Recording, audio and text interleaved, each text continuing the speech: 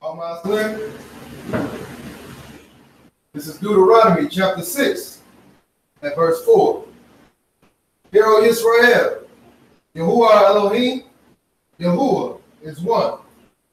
Shema Israel. Shema Israel. Yahuwah Eloheinu. Yahuwah Eloheinu. Yahuwah Echad. Yahuwah Echad.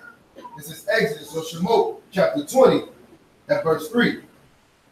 We will have no other mighty ones. We will have no other mighty ones against the Most High. Against the Most High. We will not make any carved image. We will not make any carved image. Or any likeness. Or any likeness. Of that which is in Shamaim above. Of that which is in Shamaim above. Or which is in the earth beneath. Or which is in the earth beneath. Or which is in the waters under the earth. Or which is in the waters under the earth. We will not bow down to them. We will not bow down to them. Nor serve them. Nor serve them. For Yahuwah El. For Yahuwah El. Is a jealous El. Is a jealous El. Visiting the wicked. Visiting the wicked. Of the fathers on the children. Of the fathers on the children. To the third and fourth generation. To the third and fourth generation. Of those that hate him. Of those that hate him. Showing kindness. Showing kindness. To thousands of those. To thousands of those. Who love him. Who love him. And keep his commandments. And keep his commandments. We will not bring the name. We will not bring the name. Yahuwah El. Yahuwah El. To nothing. Nothing. For Yahuwah will not leave us unpunished. Do not leave us unpunished. Who brings his name to nothing. Brings his name to nothing. We will remember the Shabbat day. We will remember the Shabbat To day. keep it Kodesh. Keep it Kodesh. 6 days we will labor. 6 days we will labor. And do all our work. Do all our But work. the seventh day The seventh day is the Shabbat. is Shabbat. Yahuwah El. Yahuwah El. For in 6 days For in 6 days. Yahuwah made Shamaim Yahuwah made Shamaim. and the earth And the earth. and the sea And the sea. and all that is in them. And all that is in it. And rested the seventh day. The rest of the seventh day. Therefore Yahuwah Barak the Shabbat day. Therefore you will rock the Shabbat day. We will respect our fathers We will respect our fathers and our mothers. and our So mothers. that our days are long That our days are long upon the earth. upon the earth. We will not murder. We will not We murder. will not commit adultery. We will not commit adultery. We will not steal. We will not steal. We will not bear false witness We will not bear false witness against our neighbor. against our neighbor. We will not covet We will not covet anything that is our against neighbor. our neighbor.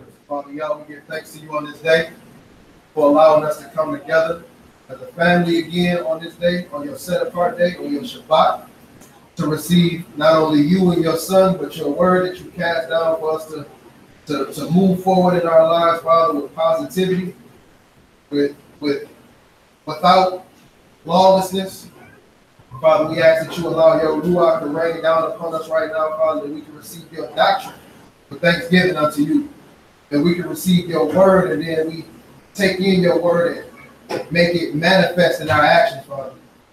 We just ask if there's anybody on their way here that you get them here safely.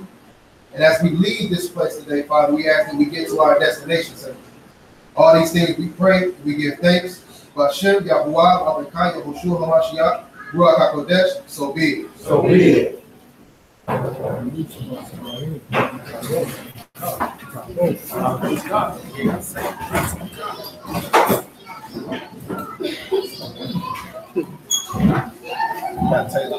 I gotta say Taylor.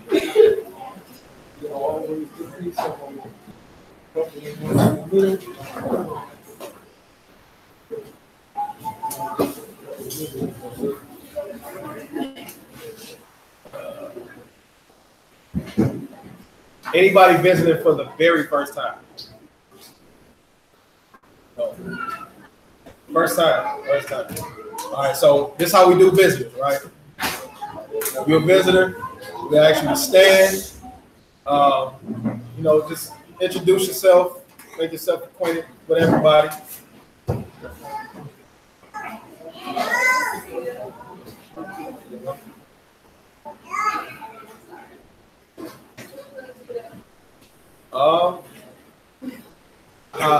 That's pretty much it. What else, B? Who invited you? There you go. Okay. Shalom. Shalom. We didn't get you last week, I gotta get you. Last week, my name is Craig. Welcome, Craig. Shalom. Always welcome. Doors always open. All right. Now for our dynamic. Let's go. Let's stop all that now. Oh man. We can stop all that now. Sabbath Shalom, everybody. As always, let's mute these phones. And as always, we got a couple of questions for y'all.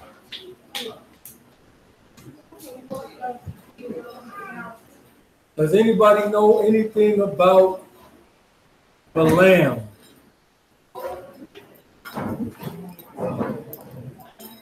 Anybody know anything about Balaam? Once, twice?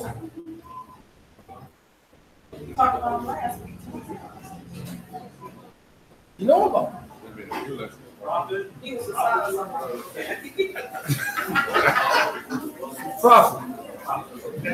All right, so nobody know too much about Balaam. Okay. All right. Middle of the lesson, y'all can be like, oh. Has any of y'all ever played the Mega Millions or the big game? Not a trick question. Has anybody ever played it? Everybody like, you played it? It's all good, it ain't a sin. That's a nice way, though. Yeah. Hey, well, it's a sin. All right? No. All right, now we got that off. This lesson is called A Successful Road to Death.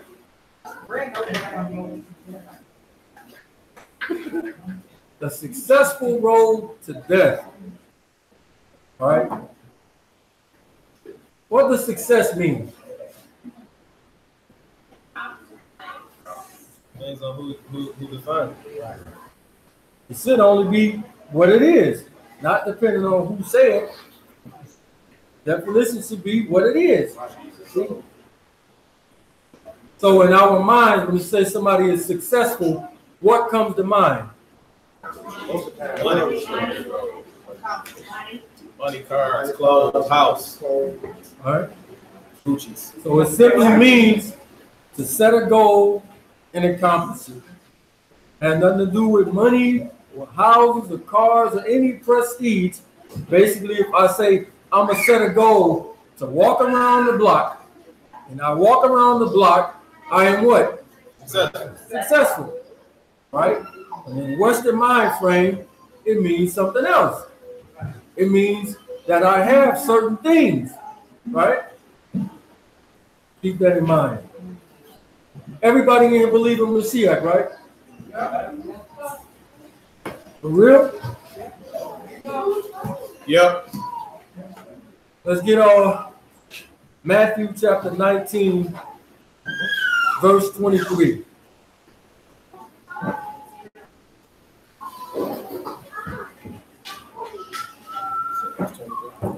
Yep.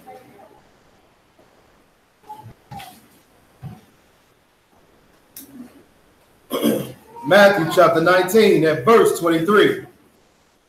Then said Yeshua unto his disciples, truly I say unto you, that a rich man shall hardly enter into the kingdom of Shamayim. Read that one more time. Truly I say to you, that a rich man shall hardly enter into the kingdom of Shamayim. He said, truly I say to you that a rich man shall hardly enter into the kingdom of Shamayim. Read the next verse. And again, I say unto you, it is easier for a camel to go through the eye of a needle than for a rich man to enter into the kingdom of Yah. We believe this? So why does everybody seek to be rich?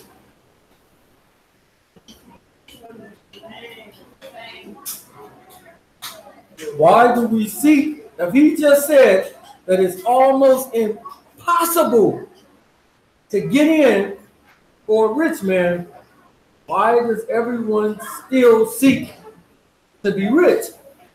I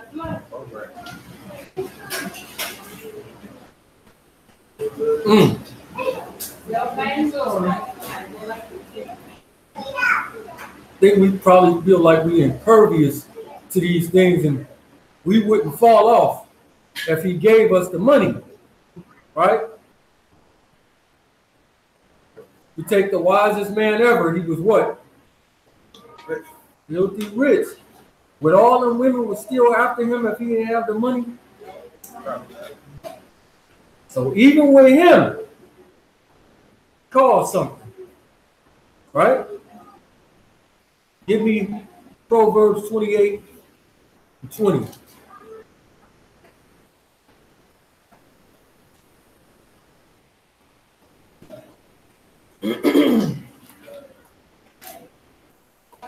Proverbs chapter 28 at verse 20.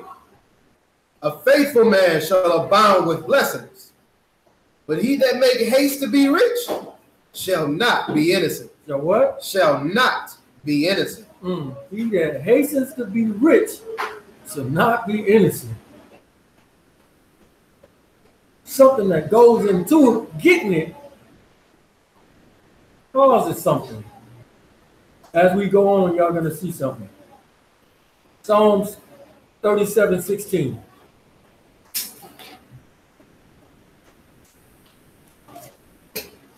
Psalms chapter 37, verse 16. A little that a righteous man had. A what? A little that a righteous man had. A little that a righteous man has. Okay? Is better than the riches of many wicked. For the arms of the wicked shall be broken, but Yahuwah uphold the righteous. So it's better to be a righteous man and broke than a rich, wicked man. Ecclesiastes 5:10.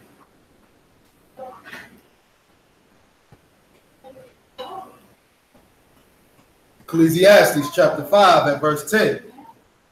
He that loves silver shall not be satisfied with silver. So it's this thing that we as people do. Read that again. He that loves silver shall not be satisfied with silver. Notice no matter what you get or how much stuff you get is never enough, right? No matter how many pair of shoes we get, they make a new pair, right? So, dang, I ain't even got no more room in the closet. Them right there, woo, when I put that with that, oh, I'm gonna kill them. Never enough. Even if you hit the big game, when they get back up to 700 million again, you're gonna play it again. You got enough money. We going. He that loves silver shall not be satisfied with silver, nor he that love abundance with increase. This is also vanity. This is what? Also vanity. This is also vanity. Okay? When goods increase, they are increased that eat them. And what good is there to the owners thereof, seeing the beholding of them with their eyes? The sleep of a laboring man is sweet. The what? The sleep of a laboring man is sweet. So the sleep of a laboring man is sweet. When you know you done went out and worked hard all day, and you finally get home, eat something, and you fall asleep with the bowl on your stomach, boy, that's some good sleep right there, right? Read on. Whether he be little or much, but the abundance of the rich will not suffer him to sleep. It said the abundance of the rich will not suffer him to sleep, because you always worried about somebody trying to get it or somebody doing something. You can't get no rest. These rich people can't get no rest. What verse you at? Verse 13. Go ahead. There is a sore evil which I have seen under the sun, namely riches. Riches kept for the owners thereof to their hurt. To what? To their hurt. Go ahead. But those riches perish by evil travail. And he beget a son, and there is nothing in his hand. So those riches perish by evil travail, and he begetteth a son, and there is nothing in his hand. So we see all these things about riches, but we all still seek to be rich.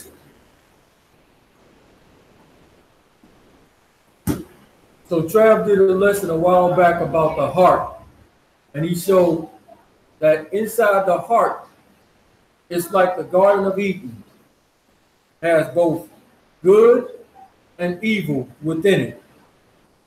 Let's get Genesis chapter 2, verse 9.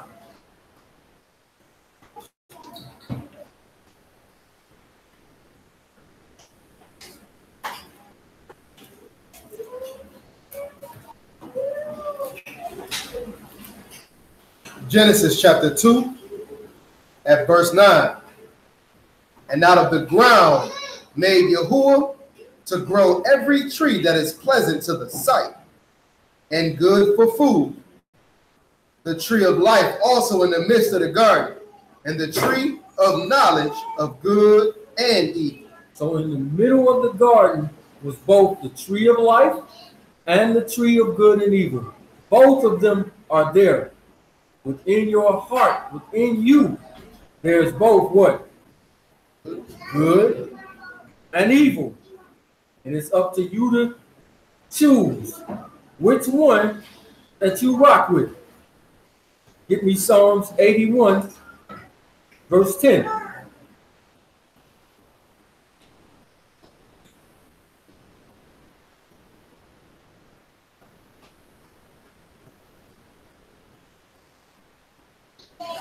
Psalms chapter 81 at verse 10. I am Yahuwah your Elohim, which brought you out of the land of Egypt. Open your mouth wide, and I will fill it. My people would not listen to my voice, and Israel would none of me. So I gave them up unto their own hearts. Did you what? I gave them up unto their own hearts. Lust, and they walked in their own counsels. So he says, I gave them up unto their own hearts, lust, and they walked in their own counsels. So if you don't follow him, he'll give you to your desires. If you evil, if you choose the evil, the Most High going to give you over to it. Let's see the other side. Get Psalms 37, verse 3.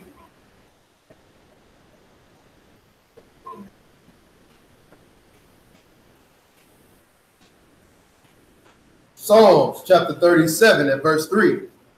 Trust in Yahuwah and do good, so shall you dwell in the land, and truly you shall be fed. Delight yourself also in Yahuwah, and he shall give you the desires of your heart. So either way, you got them both within you, and it's up to you to choose the evil or the good. Most of the time, the evil went out. If you be real with yourself. All right? Read that verse 4 again. Delight yourself also in Yahuwah, and he shall give you the desires of your heart. Delight yourself in Yahuwah, and he will give you the desires of your heart. Let's get Galatians chapter 5, verse 16.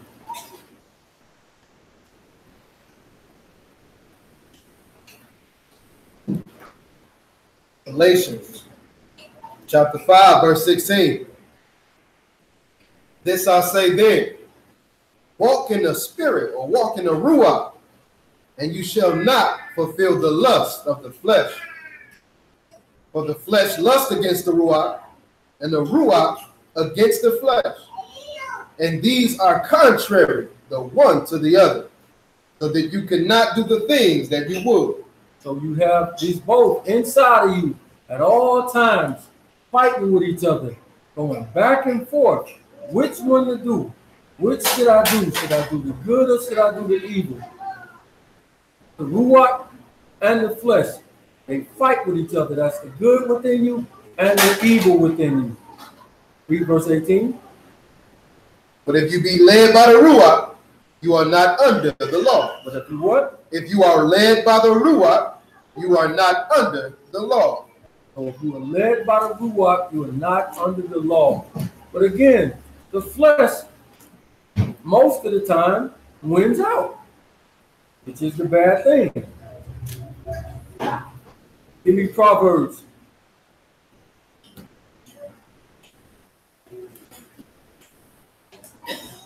Chapter 1.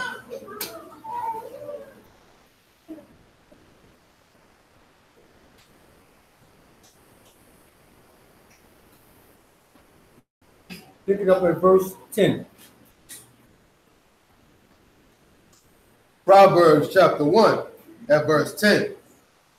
My son, if sinners entice you, consent you not. Do what? Consent you not. He says that sinners entice you, consent you not.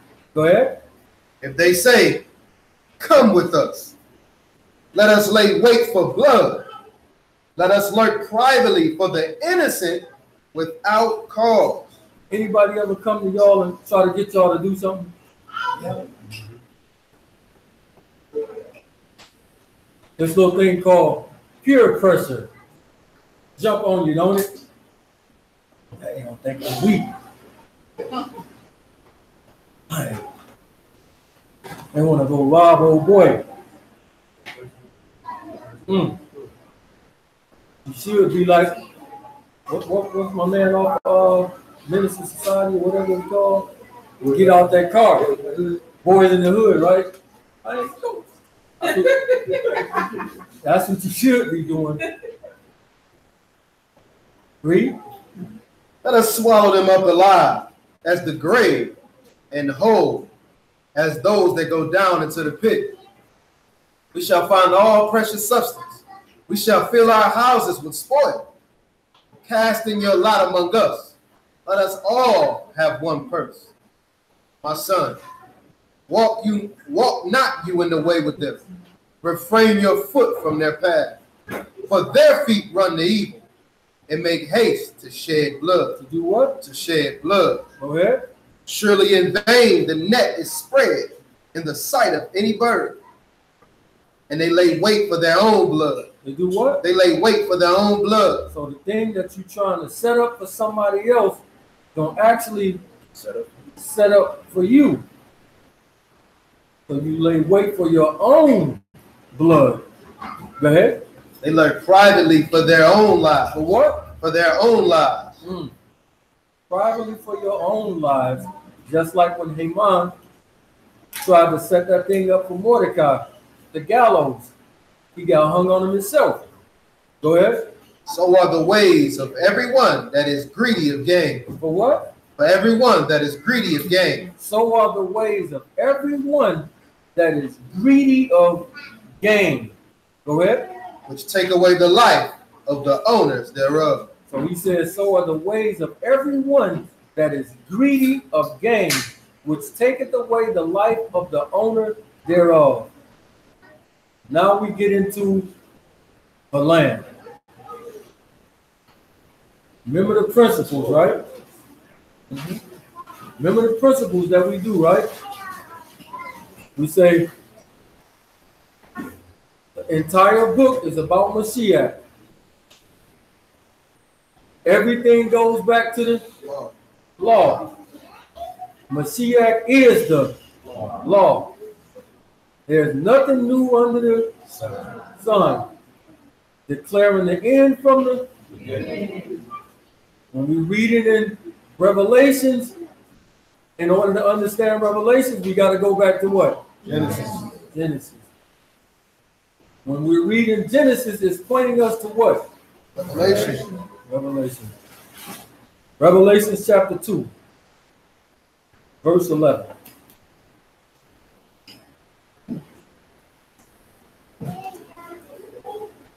Y'all gonna see these principles. Revelation chapter 2 at verse 11. He that hath an ear, let him hear what the Ruach say to the congregations. He that overcome shall not be hurt of the second death. And to the Malak of the congregation in Pergamos, right? And where? Pergamos. And Pergamos. Oh, what we got right here? Pergamos. Let's look that up. It says, height or elevation. Using the principles that we just said, when we're reading something in Revelations, we got to go back. Height or elevation, what comes to your mind? It says 11. What comes to your mind? Height or elevation? We'll use the next definition for it, which is origin from G4444. It says tower. What comes to your mind now? Tower of Babel, right? Keep that in mind as we go. Let's continue. Verse 12. Verse 12. And to the Malak of the congregation in Pergamos, right? These things said he, which hath the sharp sword with two edges. I know your works, and where you dwell, even where Satan's seat is. Even where what? Satan's seat is. Even where Satan's seat is. Go ahead. You hold fast my name, and have denied my faith, even in those days, wherein Antiphas was my faithful martyr, who was slain among you, where Satan dwelled. But I have a few things against you, because you have there them that hold the doctrine of Balaam. Who? Of Balaam. So he talking about Balaam all the way over here. What is this telling us to do? Go back and study Balaam. So I asked everybody, does anybody know anything about Balaam? It was silence. Read on. Who taught Balak to cast a stumbling block before the children of Israel, to eat things sacrificed unto idols, and to commit fornication. So he says that these people hold the doctrine of Balaam, who taught Balak to cast a stumbling block before the children of Israel, to eat things sacrificed unto idols, and to commit fornication. So if Balaam was here today, and you don't know nothing about him, do you think his device would work on you? Probably so. Because you don't know it, right? So it's key to know it. By the way, this is the third congregation that we're going through. We went through Philadelphia and Laodicea. This is Pergamos, right? So all the way in Revelations, it mentions to us about Balaam. Right? Let's go to him. Numbers chapter 22, verse 1.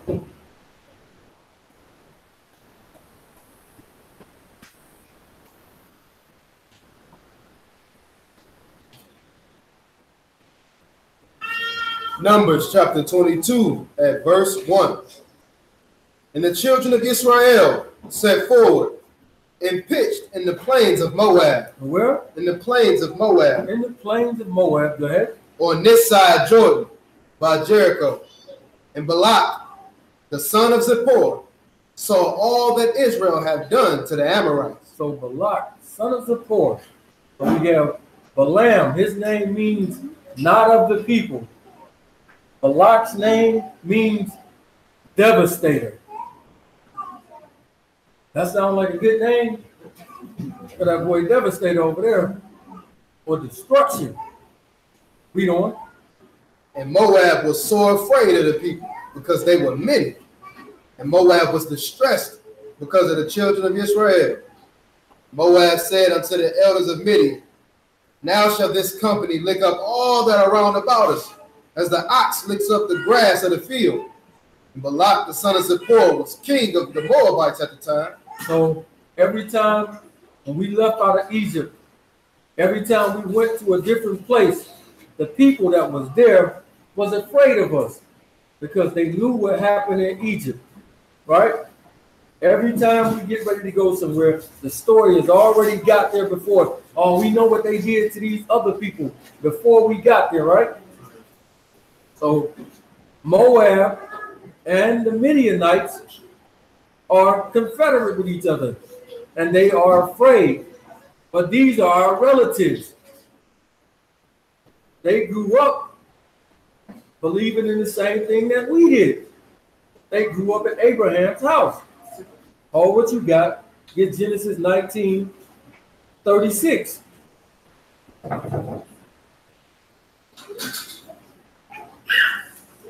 Genesis chapter 19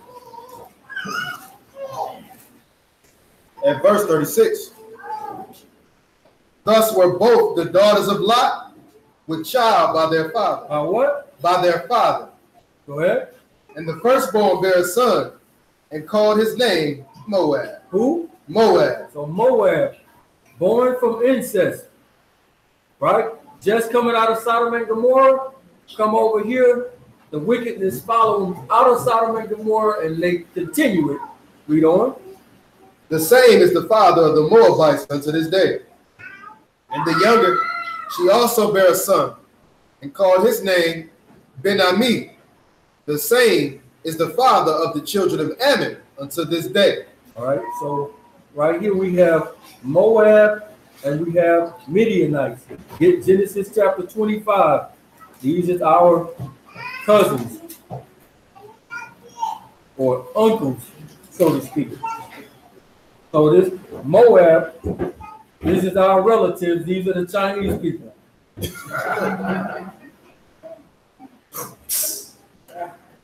Stop it. Doesn't even make sense. Genesis 25, verse 1. Genesis of Bereshit, chapter 25, and verse 1.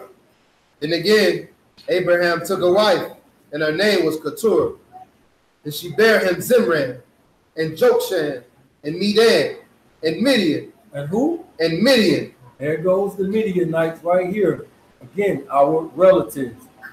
Let's go back. We're going to stay in Numbers the whole time. So Numbers 22, pick it up at verse 4 again. Numbers chapter 22 at verse 4.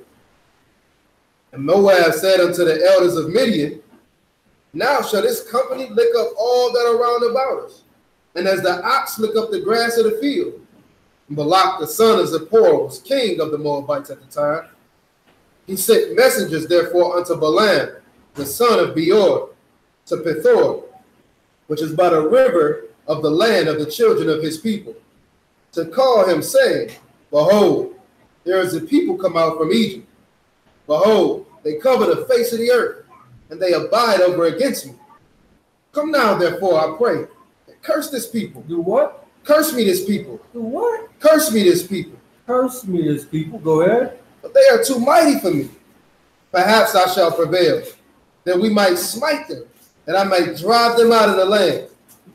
For I want that he whom you bless is blessed, and he whom you curse is cursed. So it says, I want that whom you bless is blessed, and him whom you curse is cursed. What law tells us about this?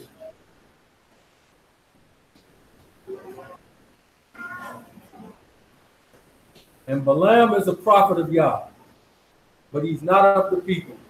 Keep that in mind. Give me Genesis chapter 12, verse 1.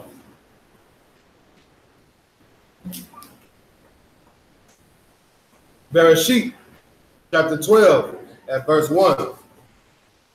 Now Yahuwah had said unto Abraham, get you out of your country, and from your kindred, and from your father's house, unto a land that I will show you. And I will make of you a great nation. I will increase you, and make your name great, and you shall be a blessing. And I will bless them that bless you, and curse them that curse you. So right here, he letting you know, I will bless them that bless you and curse them that curse you. So if anybody tries to curse the children of Israel, automatically what happens? It come back on you. Just like that proverb said, when you try to do this and you lurk for them, it's coming right back on you. Balaam is a prophet. He should know this. He do know this. He do know this. But it's something that's blinding him. Let's go back. Matter of fact, he thinks that this is going to take place. Genesis 9:25. Genesis chapter 9 at verse 25. And he said, Cursed be Cain, a servant of servants shall he be unto his brethren. So a real prophet, like Noah was, can actually curse you, right? So they thinking that Balaam got the power to do this, but Balaam is wicked. Get Proverbs 26:2.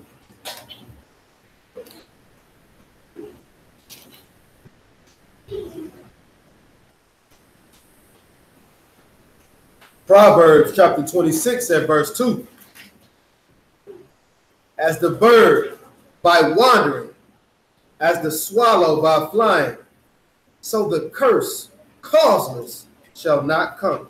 Read that again.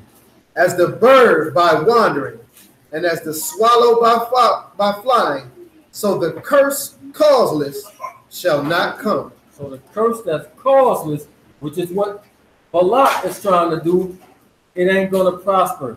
It's garbage what you're trying to do. All right? Zechariah 2:8.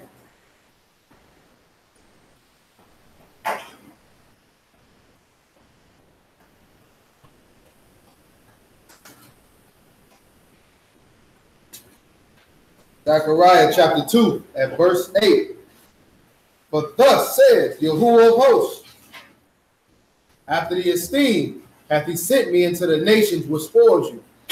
But he that touch you, touch the apple of his eye. So if you try to curse God's people, you messing with the apple of his eye. It's not a light thing. So the nations feel like they can get away with this stuff, but it ain't a light thing when you're doing this. Read that again. For thus saith Yahuwah of hosts, after the esteem hath he sent me unto the nations which spoiled you. But he that touch you, touch the apple of his eye. Do what? He that touch you, touch the apple of his eye. So these people are trying to curse the children of Israel, Yah's bride. Keep that in mind as well. Exodus 23:22.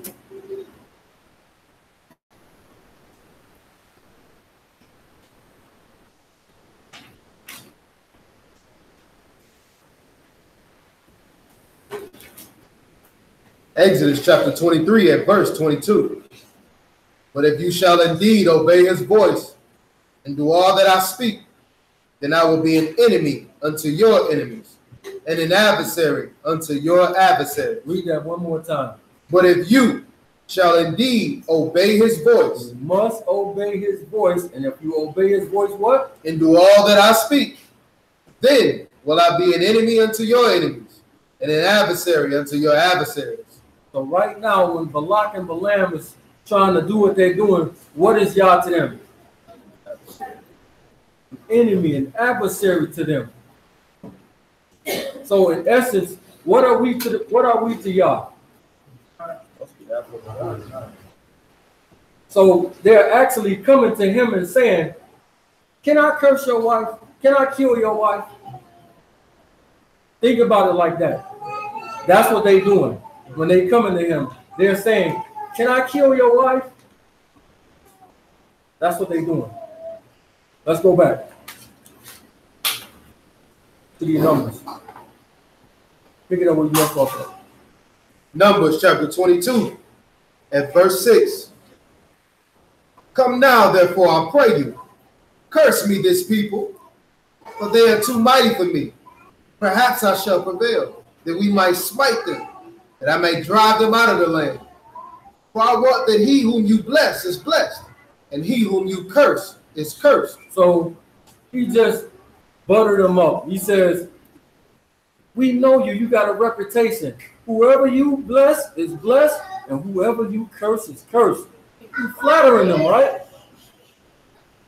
What do you do about flattery? Psalms chapter 5, verse 8.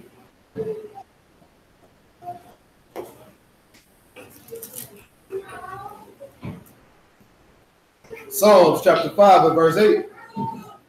Lead me, O Yahuwah, in righteousness because of my enemies. Make your way straight before my face. For there is no faithfulness in their mouth. Their inward part is very wickedness.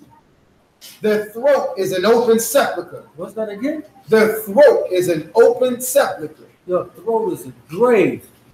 Go ahead. They flatter with their tongue. They do what? They flatter with their tongue. So when somebody comes to you trying to flatter you, he's really trying to make a fool of you. Read on. Destroy you then, O Yah. Let them fall by their own counsels. Cast them out in the midst of their transgressions. What verse you at? This is verse 10. Finish that out. That's it. Yep. For they have rebelled against you. All right. Psalms chapter 12, verse 2. Psalms chapter 12 and verse 2.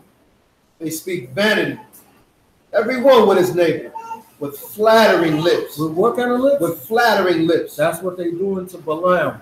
They trying to flatter him. Go ahead. And with a double heart do they speak. With a what? With a double heart do they speak. With a double heart do they speak. What verse you at? Verse 2. Go ahead. Yahuwah shall cut off all flattering lips. You're going to do what? Cut off all flattering lips. Read. And the tongue that have spoken proud things. Read. Who have said, with our tongue we will prevail. Our lips are our own. Our what? Our lips are our own. Say our lips are our own, so we can say what we want to say. Flattering lips. Always be careful when somebody trying to flatter you with something. It's something behind it. Right? Go back. Numbers 22, verse 7. Numbers chapter 22 and verse 7. And the elders of Moab and the elders of Midian departed with the rewards of divination in their hand. They did what? Departed with the rewards of divination in their hand. With the rewards, so they coming with their bank cards. Well, he a prophet though. Why are they bringing their ATM cards? And the elders of Moab and the elders of Midian departed with the rewards of divination in their hands. So when they trying to impress him, he ain't gonna never stop and tell them, don't say this stuff about me. All praises to Yah. He ain't gonna never do none of that. Keep that in mind. Read on. And the elders of Moab and the elders of Midian departed with the rewards of divination in their hand. And they came unto Balaam and spake unto him the words of Balaam. He said unto them, lie here tonight, and I'll bring you word again, as Yahuwah shall speak to me. And the princes of Moab abode with Balaam. So are these people righteous people? Nope. But Balaam is a prophet of Yah, right?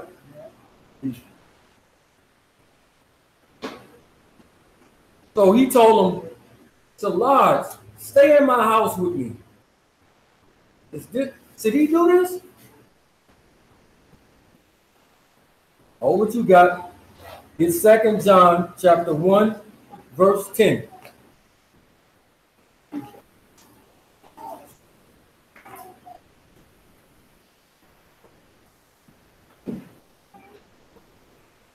Second John, verse 10.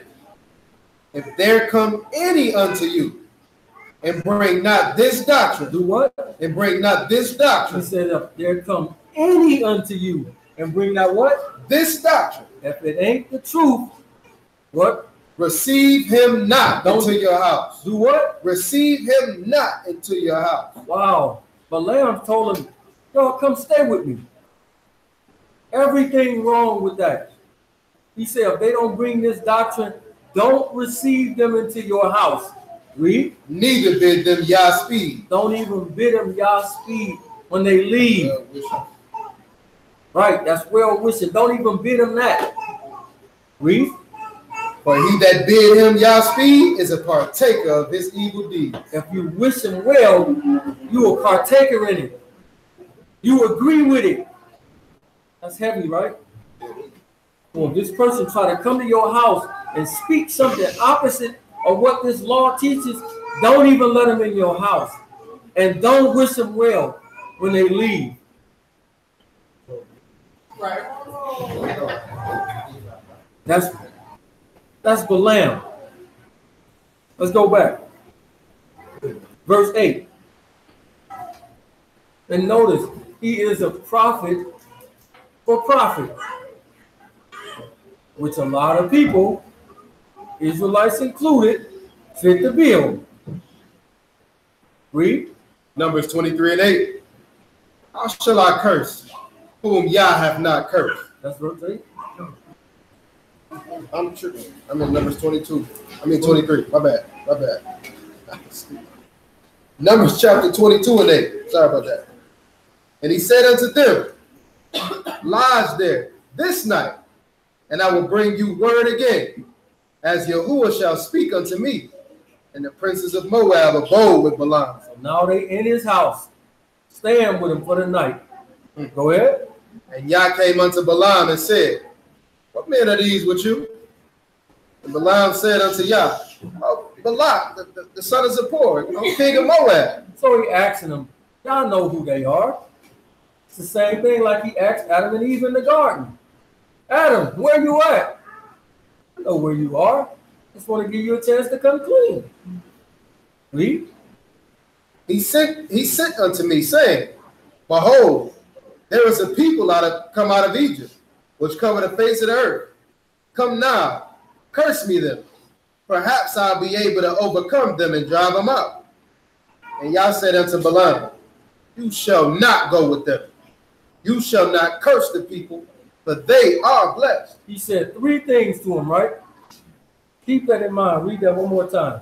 And Yah said unto Balaam, you shall not go with them. You shall not go with them. You shall not curse the people. You shall not curse the people. Do you need to interpret that in any kind of way? He says, you shall not curse the people, right? Read on. For they are blessed. For these people are blessed. It's just like when you teach somebody something about, and it's right, and they say, well, how much does need to pray on that one? No, you don't. It's right there. He told you flat out, don't curse the people. Crystal clear, right? 3 things he told him. Keep that in mind. Go ahead. Balaam rose up in the morning and said unto the princes of Balak, get you into your land, for Yahuwah refused to give me leave to go with you. He did what? Refused to give me leave to go with you. So all he tell him is, God won't let me go. Why didn't he tell him the rest of it? Why didn't he tell him that? He said, you can't curse them. These people are blessed. He left that out. Keep that in mind. We're going to do this like a detective. We're going to comb it through with a fine-tooth comb so you can see all the nuggets underneath the surface. He left that stuff out. Read on. And the princes of Moab rose up, and they went unto Balak and said, Balaam refused to come with us. And Balak sent yet again princes more and more honorable than they. So why does he come back and send more people to him? He didn't tell them what Yah said. So they think we can sweeten the offer up. He didn't say that. He is not coming. He said Yah won't let him come. because he really want to go. His actions is showing it. This is why he says, "You shall know a fruit. You shall know a tree by its fruit." But he didn't say you shall know a tree by its words, right?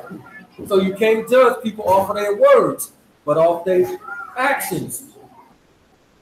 Read that verse again. Balak sent yet again princes more and more honorable than they. And they came to Balaam and said unto him, Thus saith Balak the son of Zippor, let nothing, I pray you, hinder you from coming unto me. For I'll promote you to very great honor. Do what? I'll promote you to very great honor. I'll promote you to very great honor. So he offered him a position.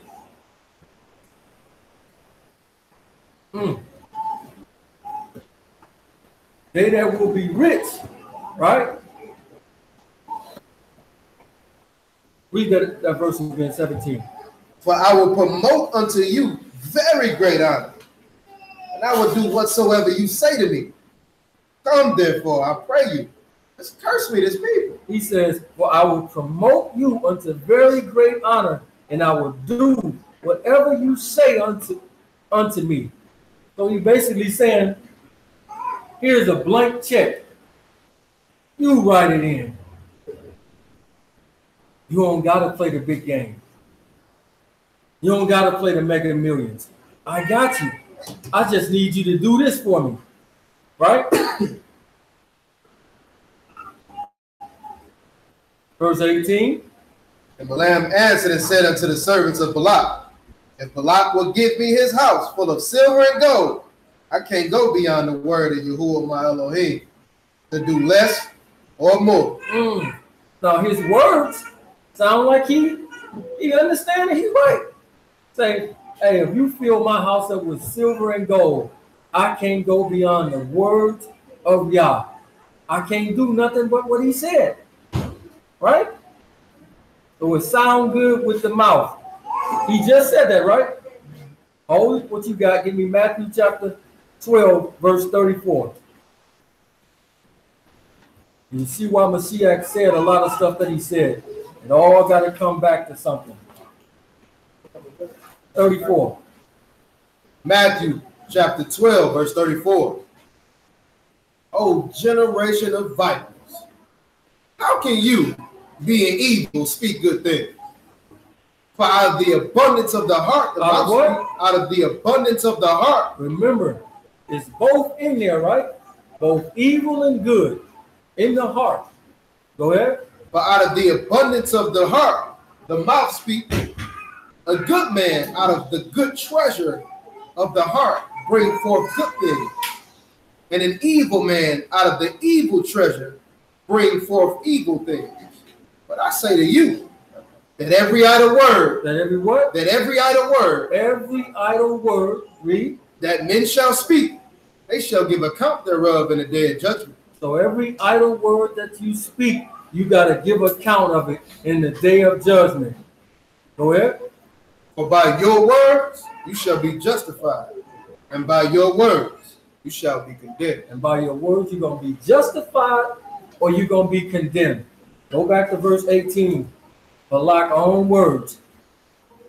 And Balaam answered. Balaam's own words. And Balaam answered and said unto Balak, if Balak will give me his house full of silver and gold, I cannot go beyond the word of Yahuwah my Elohim to do less or more. So his own words is going to bounce back and get him. But it's just lip service. Isaiah 29:13.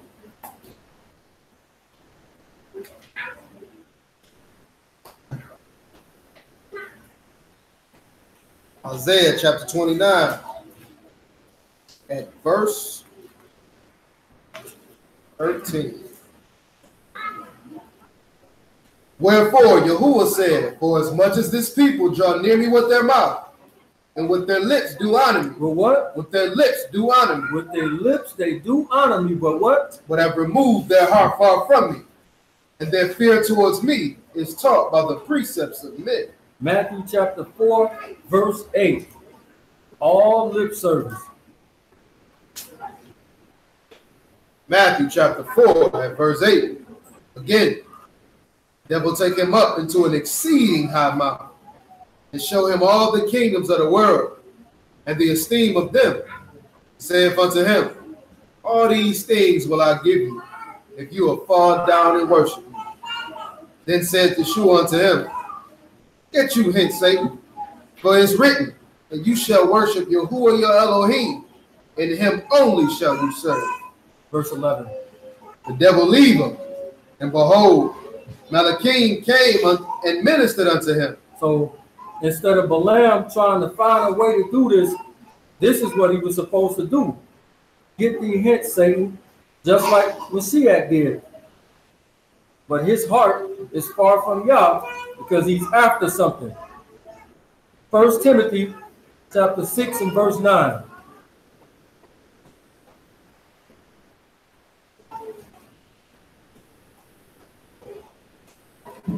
First Timothy chapter 6 at verse 9. But they that will be rich fall into temptation and a snare, and into many foolish and hurtful lusts. Into what? Many foolish and hurtful lusts. Go ahead. Which drown men in destruction. Which do what? Which drown men in destruction. Which drown men in destruction. Go and ahead. perdition. And what? And perdition. Satan is the son of what? Perdition. Perdition. Matthew chapter 16, verse 25.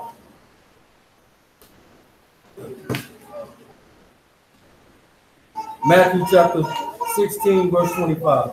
Matthew chapter 16 at verse 25. For whosoever will save his life shall lose it. And whosoever will lose his life for my sake shall find it. For what is a man profited if he shall gain the whole world? If he do what? Gain the whole world. If he shall gain the whole world, but do what? And lose his own soul. Or So what shall... Remember it says that they run greedily after gain. Even when you know better, it causes you to do something that you know you're not supposed to do. Let's see what happened with Peter. Acts chapter 8, verse 18. Acts chapter 8, verse 18. And when Simon saw that through the laying on of the apostles' hands of the Ruach, I'll read that over. And when Simon saw that through the laying on of the apostles' hands, the Ruach HaKodesh was given, he offered them money. He did what? He offered them money. He offered them money, read. Saying, give me this power, that on whoever I lay hands, he may receive the Ruach HaKodesh. He tried to buy it. Read. But Peter said unto him, your money perish with you. What he say? Your money perish with you. Peter wasn't having it. Your money perished with you. Read. Because you thought that the gift of Yah may be purchased with money. You thought that the gift of Yah can be purchased with money. Let's go back. Numbers 22:19. Go ahead. It says you have neither part nor lot in this matter, but your heart is not right in the sight of Elohim. Because you're going after something. You want to be successful in the way that you think it means. Verse 19. Numbers 22 and 19. Now therefore, I pray you, tarry you also here this night, that I may know what Yahuwah will say unto me more. He says, do what? Now therefore, I pray you, tarry you also here this night, that I may know what Yahuwah will say unto me more. What did y'all tell him in the first place? Don't curse him. They blessed, and don't go with them. He already know the answer. It's just like when we want to do something that's against the law, we try to find a way to do it anyway. So this is to say, well, me and the guy, we did get married. I mean, you know, but he did tell me all the stipulations to it, but you know, I still didn't really know. B, do you think Me and that guy, even though I signed the ketubah and everything, you think me and him really married? What you tell him? You married, right? Oh, thanks, Trav. I signed the ketubah and everything, and we consummated. Am I really married to him? Yeah. Other person in another congregation. I signed the ketubah and everything. Are we really married? Well, if you really ain't know, so you really ain't married. I knew it. So you're going to keep asking somebody till they tell you what you want to hear. That's what Balaam is doing. So y'all forgive all ignorance. Exactly. He know the answer to it, but he's going to keep trying to find a way to do what's in his heart. Read. Verse 20. And Yah came unto Balaam at night and said unto him, if the men come to call you, get up and go with them. But yet the word which I shall say to you, that shall you do. Since he didn't say it the first time, God cleared it up for him. Everything that I say to you, that's what you say. I ain't gonna give you no wiggle room this time. So don't say nothing outside of what I say. Read that again. And Yah came to Balaam at night and said unto him, if the man come to call you, rise up, go with him. But yet the word which I shall say to you, you shall do. And Balaam rose up in the morning and saddled his donkey and went with the princes of Moab. What did he just do wrong? He went. Y'all didn't come. Jump back to verse 16. And they came to Balaam and said unto him, thus saith Balak, the son of Zippor, let nothing, I pray you, hinder you from coming unto me. So verse 16 clearly shows us that they came to him. Go back to verse 20. And Elohim came to Balaam at night and said unto him, if the men come to call you, rise up and go with them. But yet the word which I shall say to you, that you shall do. Balaam rose up in the morning and saddled his donkey and went with the princes of Moab. So they didn't even come to get him. He went on his own. That boy want to get promoted. He wants to be successful. Read on, verse 22. And Yah's anger was kindled because he went. And Malach of Yahuwah stood in the way for an adversary against him. Remember, he says, I will be an enemy to your enemy and an adversary to your adversaries. Read that again. And Elohim's anger was kindled because he went. And the Malach of Yahuwah stood in the way for an adversary against him. Now he was riding upon his donkey, and his two servants were with him. And the donkey saw the Malach of Yahuwah standing in the way. Stop right there. So he's riding on a donkey. Donkeys represent being meek and humble, right? Get Zechariah chapter 9 and verse 9.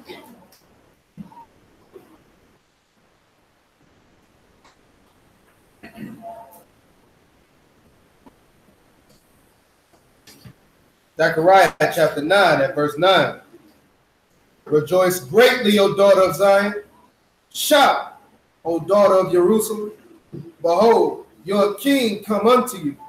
He is just and having salvation, lowly and riding upon a donkey. Riding upon what? A donkey. He didn't come riding in on the white horse, showing his meekness.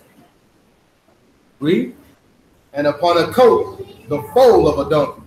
So his donkey represents being meek and humble. Verse 23. Numbers 22, verse 23. And his donkey saw the Malach of Yahuwah standing in the way, and his sword drawn in his hand. And the donkey turned aside out of the way and went into the field. And Balaam smote the donkey. He did what? Smote the donkey. Smote him. He hit him. Read. To turn her into the way.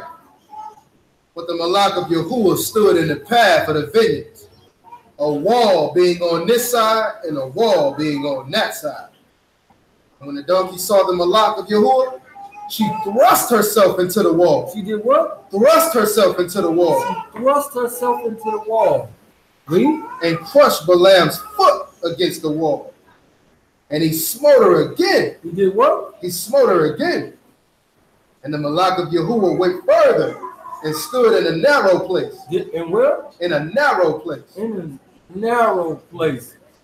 Y'all know anything about some narrow place?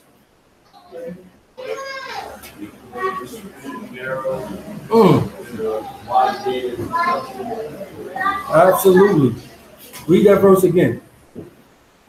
And the Malak of Yahuwah, wait, verse 26. And the Malak of Yahuwah went further and stood in a narrow place, where was no way to turn either to the right hand or to the left. And when the donkey saw that the Malak of Yahuwah, she fell down under Balaam. She did what? Fell down under Balaam. And Balaam's anger was kindled, and he smote the donkey with a staff. He did what? With a staff. So now he hit him with his staff. That's a stick. He hit him with that. He hit the donkey with the staff.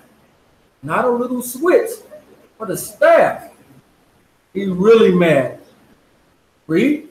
Yahuwah opened the mouth of the donkey, and she said unto Balaam, what have I done to you, that you smitten me these 3 times? So now he opened the mouth of the donkey. Now from the beginning, Satan, he uses what the world calls to be wise, to speak to somebody, right? To deceive, right? Which is in the character of the serpent, right? Get Matthew chapter 10, verse 16.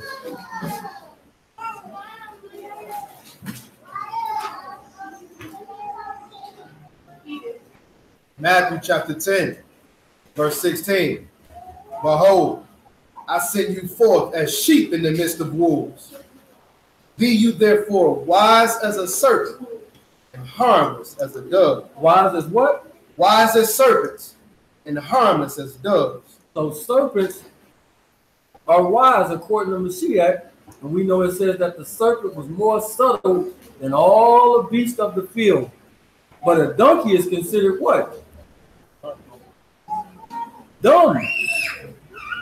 Stupid. Right?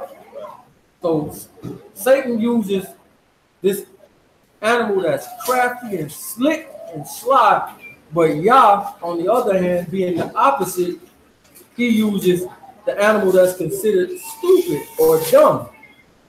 1 Corinthians 1:27.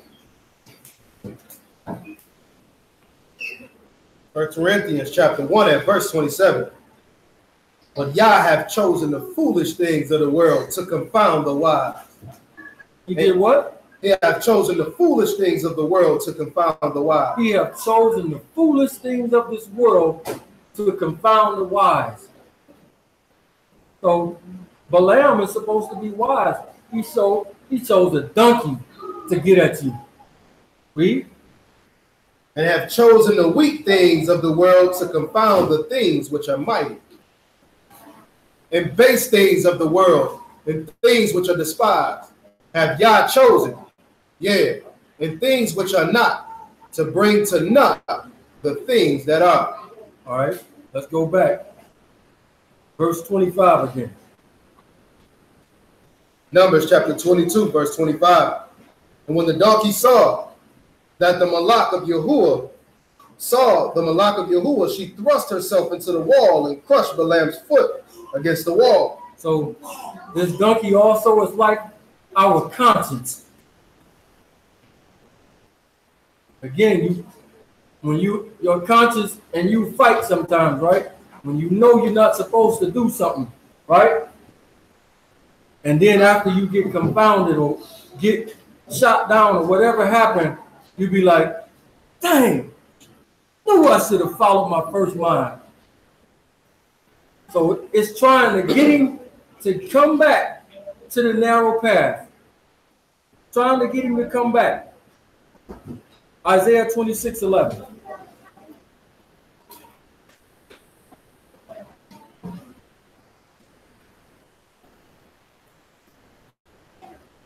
Isaiah chapter 26 at verse 11.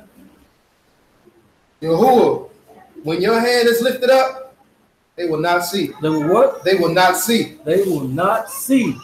Balaam can't see it at the moment. Read. They shall see and be ashamed for their envy at the people. Yeah, the fire of your enemy shall devour them. Read that again. Yahuwah, when your hand is lifted up, they will not see. You don't see it at the moment. Read. But they shall see and be ashamed for their envy at the people. Their what? Their envy at the people. Because he's trying to curse the children of Israel. Finish that out. The fire of your enemy shall devour them. The what? The fire of your enemy shall devour them. Pick it back up at 26. Numbers 22 and verse 26. And the Malach of Yahuwah went further and stood in a narrow place, and where was no way to turn either to the right hand or to the left. And when the donkey saw the Malach of Yahuwah, she fell down under Balaam. She did what? Fell down under Balaam. What is this showing that the donkey just did? She's bowing, humbling, showing to be humble. Read on. And Balaam's anger was kindled, and he smote the donkey with a staff. He did what? Smote the donkey with a staff. He smote the donkey with a staff. Psalms.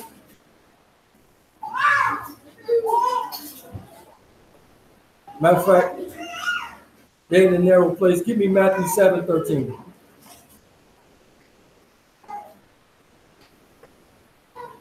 Matthew chapter 7 and verse 13. Enter you in at the straight gate. What gate? The straight gate. Trying to get him back on the straight and narrow. But instead of going the straight and narrow, he fighting it. He beating the donkey.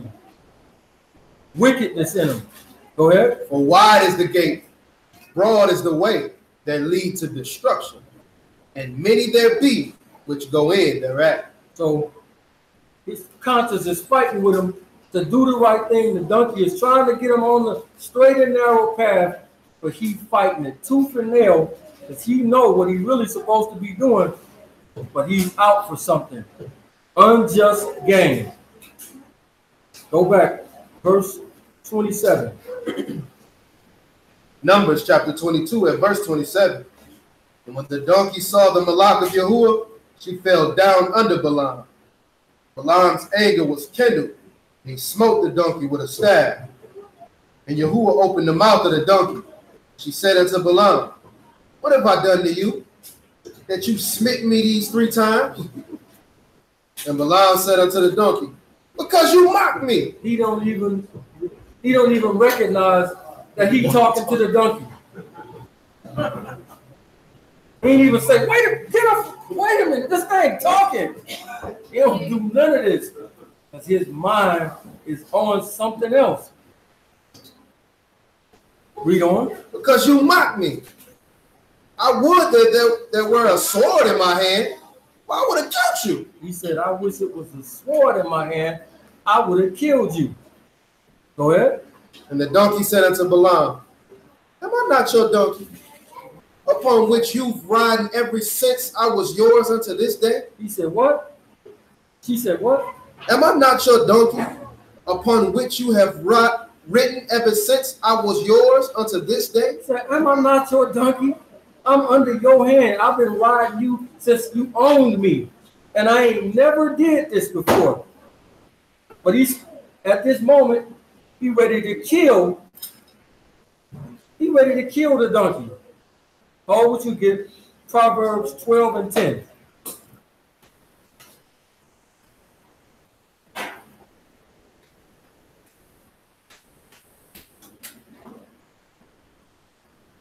Proverbs 12 and 10.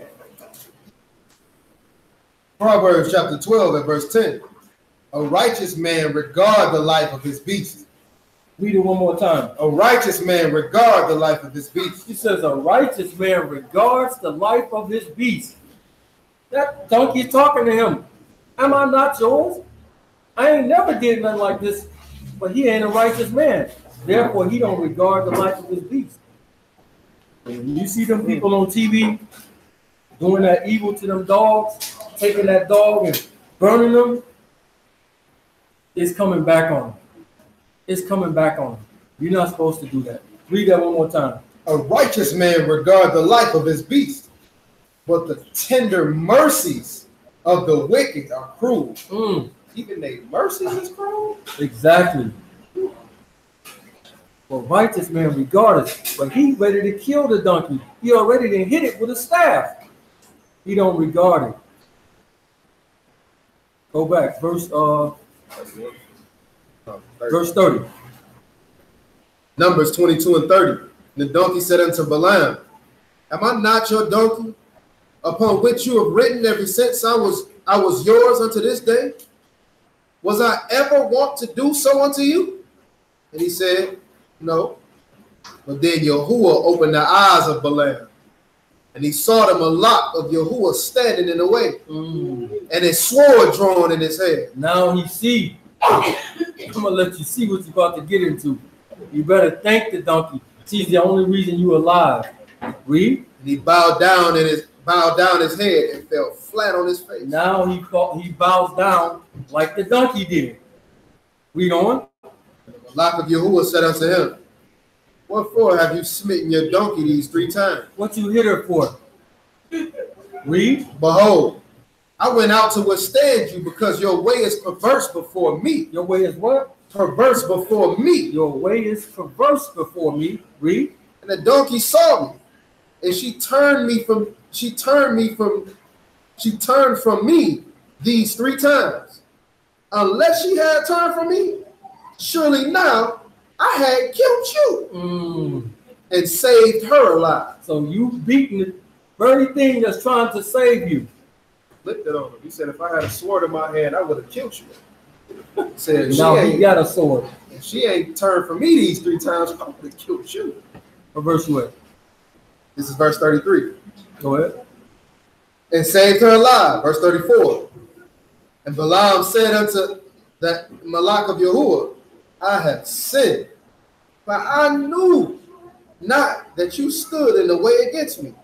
Now therefore, if it displease you. If it what? If it displease you. If it displease you, you know that it don't please him. You talking about if it displease you. He told you from the beginning, don't curse the people. Read.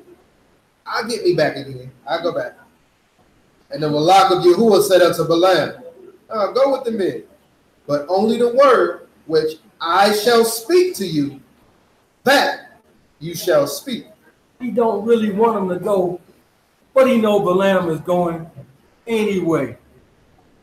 Right? He already know that he's going anyway. Isaiah 57:17.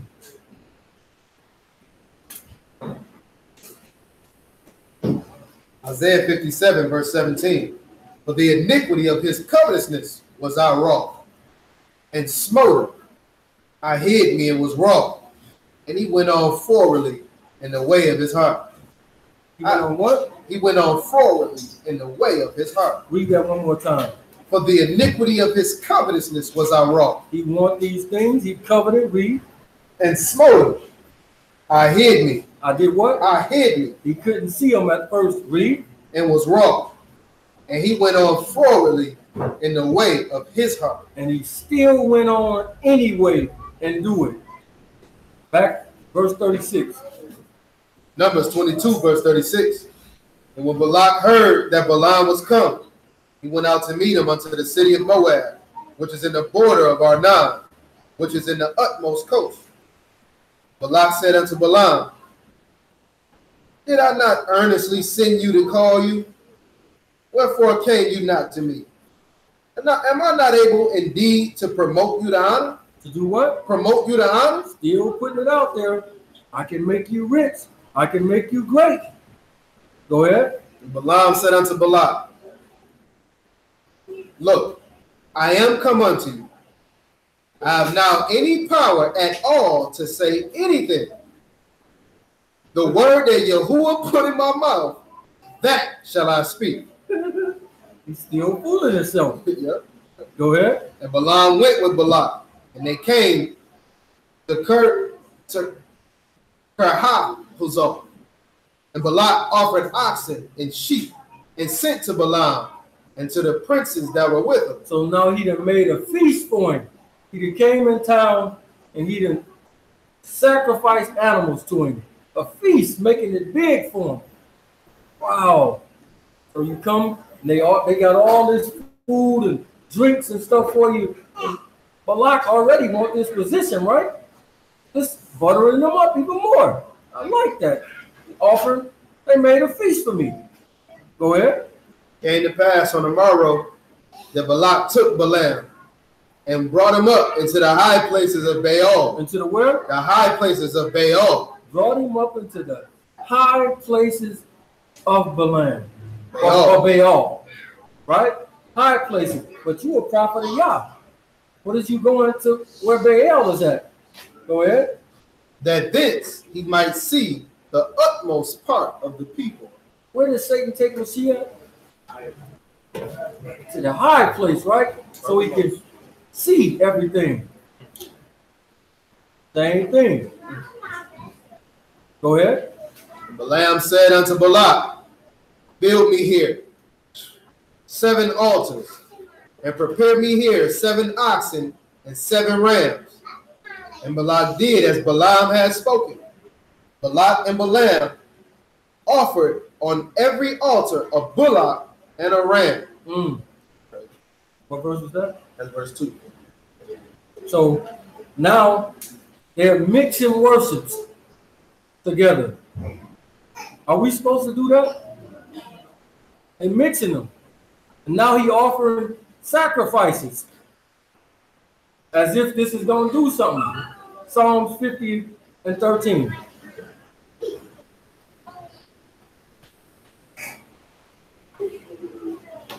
Psalms 50 and 13. Psalms 50 verse 13. Will I eat the flesh of bulls or drink the blood of goats? Offer unto Yah thanksgiving and pay your vows unto the Most High. So he says, will I drink the blood of bulls and goats? Offer it unto Yah. But they can't do it because it's being wicked. Psalms 40 and 6. Psalms chapter 40 at verse 6. Sacrifice and offering you did not desire. My ears have you opened.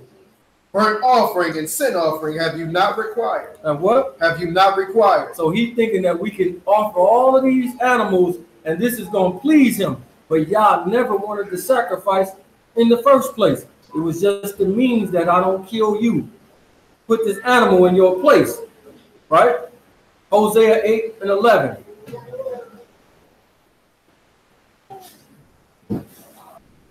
Hosea 8 and 11. Hosea chapter 8 at verse 11. Because Ephraim have made many altars to sin. We did what? Many altars to sin. So just because you get a bunch of altars, don't make it righteous. He made 7 of them. Oh, y'all gonna love these sacrifices. I'm got them all over the place. Read that from the top again. Because Ephraim hath made many altars to sin, altars shall be unto him to sin. So what? To sin. So all these altars that you actually made ain't no good. They actually gonna bring you closer to sin. Proverbs 21:26.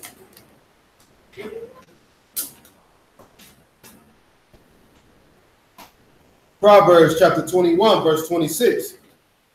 He coveteth greedily. He did what? Coveteth greedily all the day long. But the righteous give and spare not. The sacrifice of the wicked is abomination. The sacrifice of who? The sacrifice of the wicked is abomination. So they set up all these altars through the land. Don't even know that it's what? Abomination. It's an abomination when you sacrifice in wickedness. They don't even know it. You making it even worse on yourself, and you think you appeasing them. What verse was that? That was verse 27. All right. Go back. Proverbs 23, verse 5. Numbers. Numbers chapter 23 at verse 5. And Yahuwah put a word in Balaam's mouth and said, return unto Balaam, and thus you shall speak.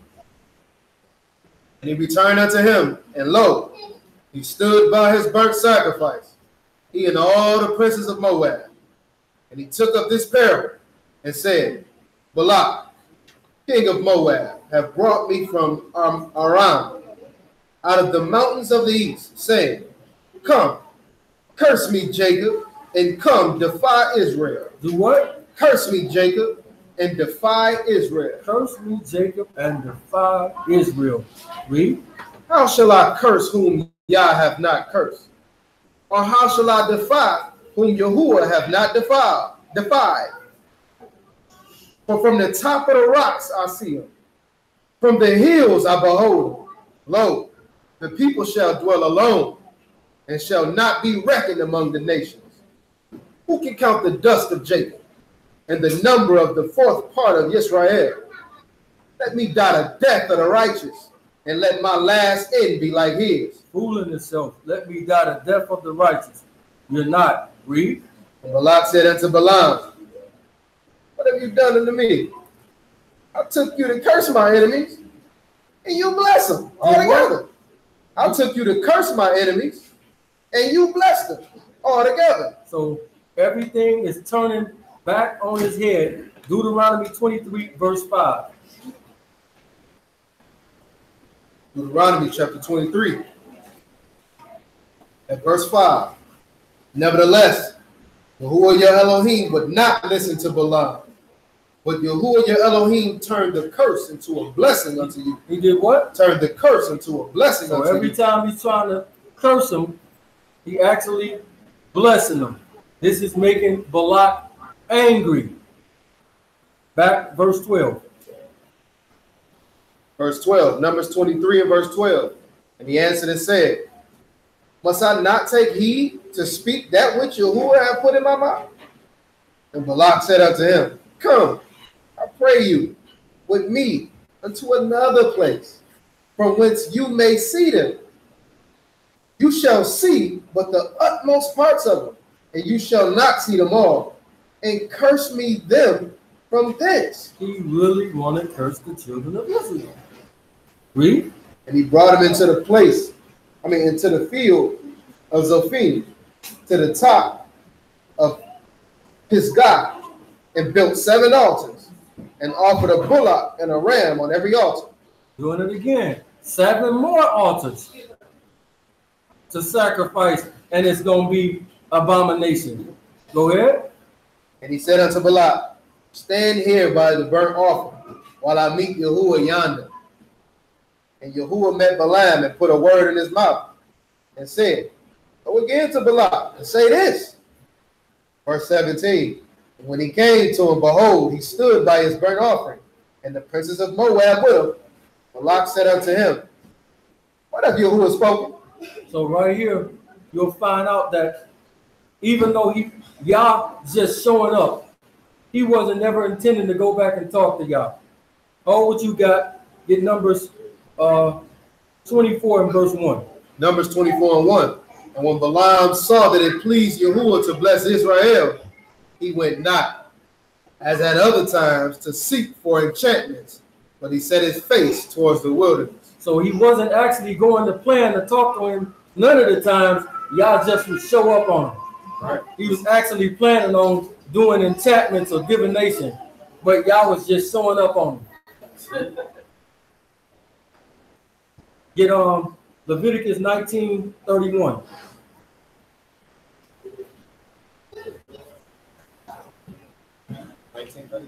Yep. Leviticus chapter 19, verse 31. Regard not them that have familiar spirits, neither seek after wizards to be defiled by them. Do what? Neither seek after wizards to be defiled by them. Because this is what he really was. He wasn't really a prophet. He was a soothsayer or a diviner. All right, let's go back. Numbers chapter 23 at verse 17. When he came to him, behold, he stood by his burnt offering, and the princes of Moab with him. And Balak said unto him, what have Yahuwah spoken? Y'all like, what I say? And he took up his parable and said, rise up, Balak, and hearken unto me, you son of Zippor. Yah is not a man that he shall lie, neither the son of man that he shall repent. He hath said, and shall he not do it? Or hath he spoken, and shall he not make it good? Behold, I have received commandment to bless. To do what? To bless. Go ahead. And he hath blessed. I can't reverse it. He hath not beheld iniquity in Jacob, neither hath he seen perverseness in Israel.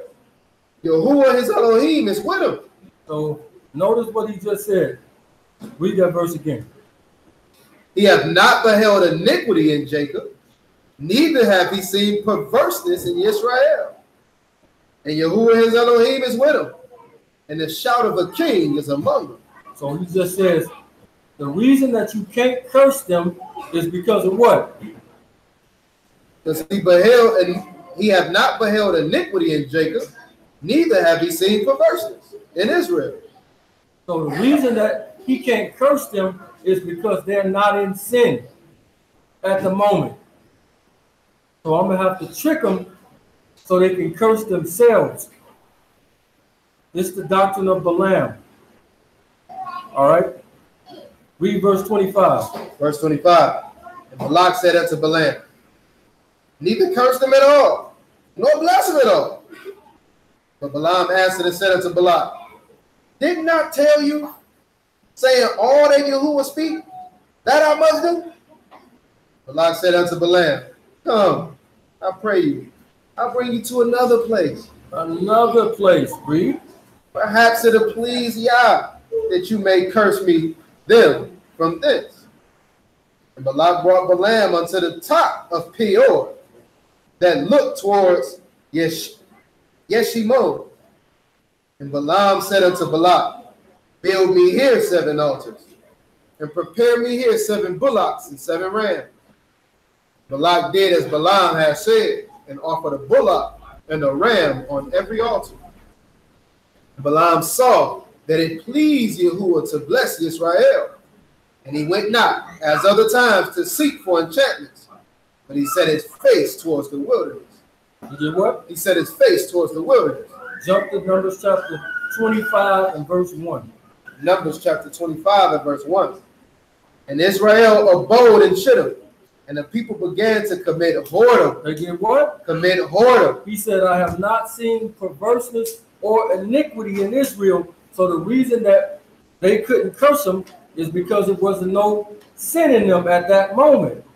Read that verse again. And Israel abode in Shittim, and the people began to commit whoredom with the daughters of Moab. They did what? Commit whoredoms with the daughters of Moab. And they called the people unto the sacrifices of their gods. And the people did eat and bow down to their God. Is there perverseness? Is there iniquity in them now?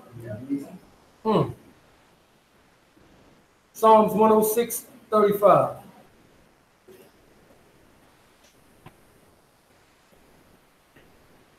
Psalms 106, verse 35. But were mingled among the heathen. They were what? Mingled among the heathen, and learned their works. And did what? And learned their works, and served their idols, which were a snare unto them. So they mingled in, or they mixed in with them. Revelation chapter 2 again. Revelation chapter 2, verse 11. Verse 12, my friend. Verse 12. And to the Malak of the congregation in Pergamos, write, these things said he, which hath the sharp sword with 2 edges. What does Pergamos mean again? High elevation. High elevation or what? Tower, right? Read. I know your works, and where you dwell, even where Satan's seat is. and you hold fast my name, and have not denied my faith, even in those days wherein Antipas was my faithful martyr, who was slain among you, where Satan dwelled. But I have a few things against you, because you have there them that hold the doctrine of Balaam. The who? The doctrine of Balaam. Oh, the doctrine of Balaam. Go ahead. Who taught Balak to cast a stumbling block before the children of Israel. So this Pergamos means elevation or height or tower. What did the people do at the tower? They all came together as one, right? They all came together at one. Mashiach said, as it was in the days of Noah, so shall it be when the Son of Man returns. What did they do right before the flood? That caused the flood. Slept with your daughters. They all came together and intermarried with each other with two seeds, the righteous seed of Seth and the evil seed of Cain. Came together and interbred with each other, just like they're doing right here in Numbers chapter 25. We wasn't supposed to do this, right? So now they came together, and Babylon, what's the meaning of Babylon? Mix. Let's see. Get Genesis chapter 11, verse 9.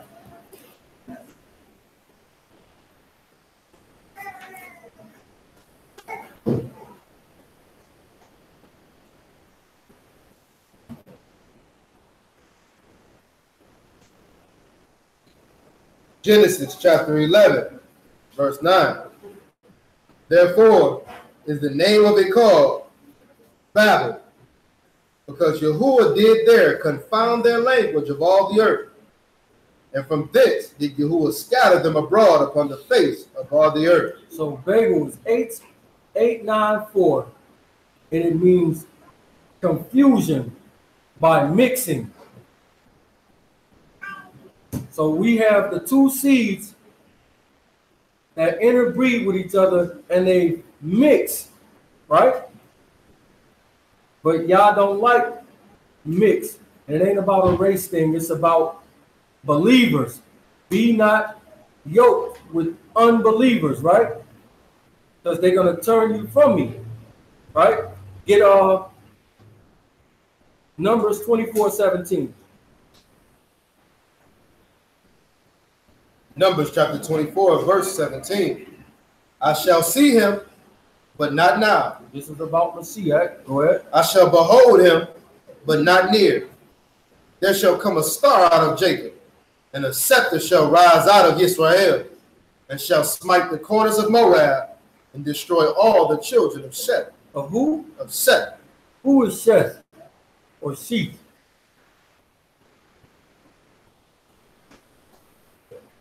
It's Seth. Who is Seth? So why is he saying that he's going to destroy all the children of Seth or Seth? Why is he going to do that? Because all the Seth children actually died before the flood. The spiritual thing, though, because they're doing the same thing that was before the flood. They're interbreeding, they're mingling with these people. And when you do that, you're ready to wipe out the Kodesh seed. Genesis 34, verse 8. Genesis chapter 34, verse 8. At verse 8. And Hamor communed with them, saying, the soul of my son Shechem long for your daughter. I pray you give her him to wife, and make you marriages with us, and give your daughters unto us, and take our daughters unto you. And you shall dwell with us, and the land shall be before you. Dwell and trade you therein, get you possessions therein. Shechem said unto so the basis of he's saying, we gonna take our sons and marry your daughters, and your daughters is gonna marry our sons, right? Jump down to verse 16. Verse 16. Then will we give our daughters unto you, and we will take your daughters to us, and we will dwell with you, and we will become one people. You'll do what? Become one people. That's a mixing, right? Confusion by mixing. Ezra chapter 9 and verse 2.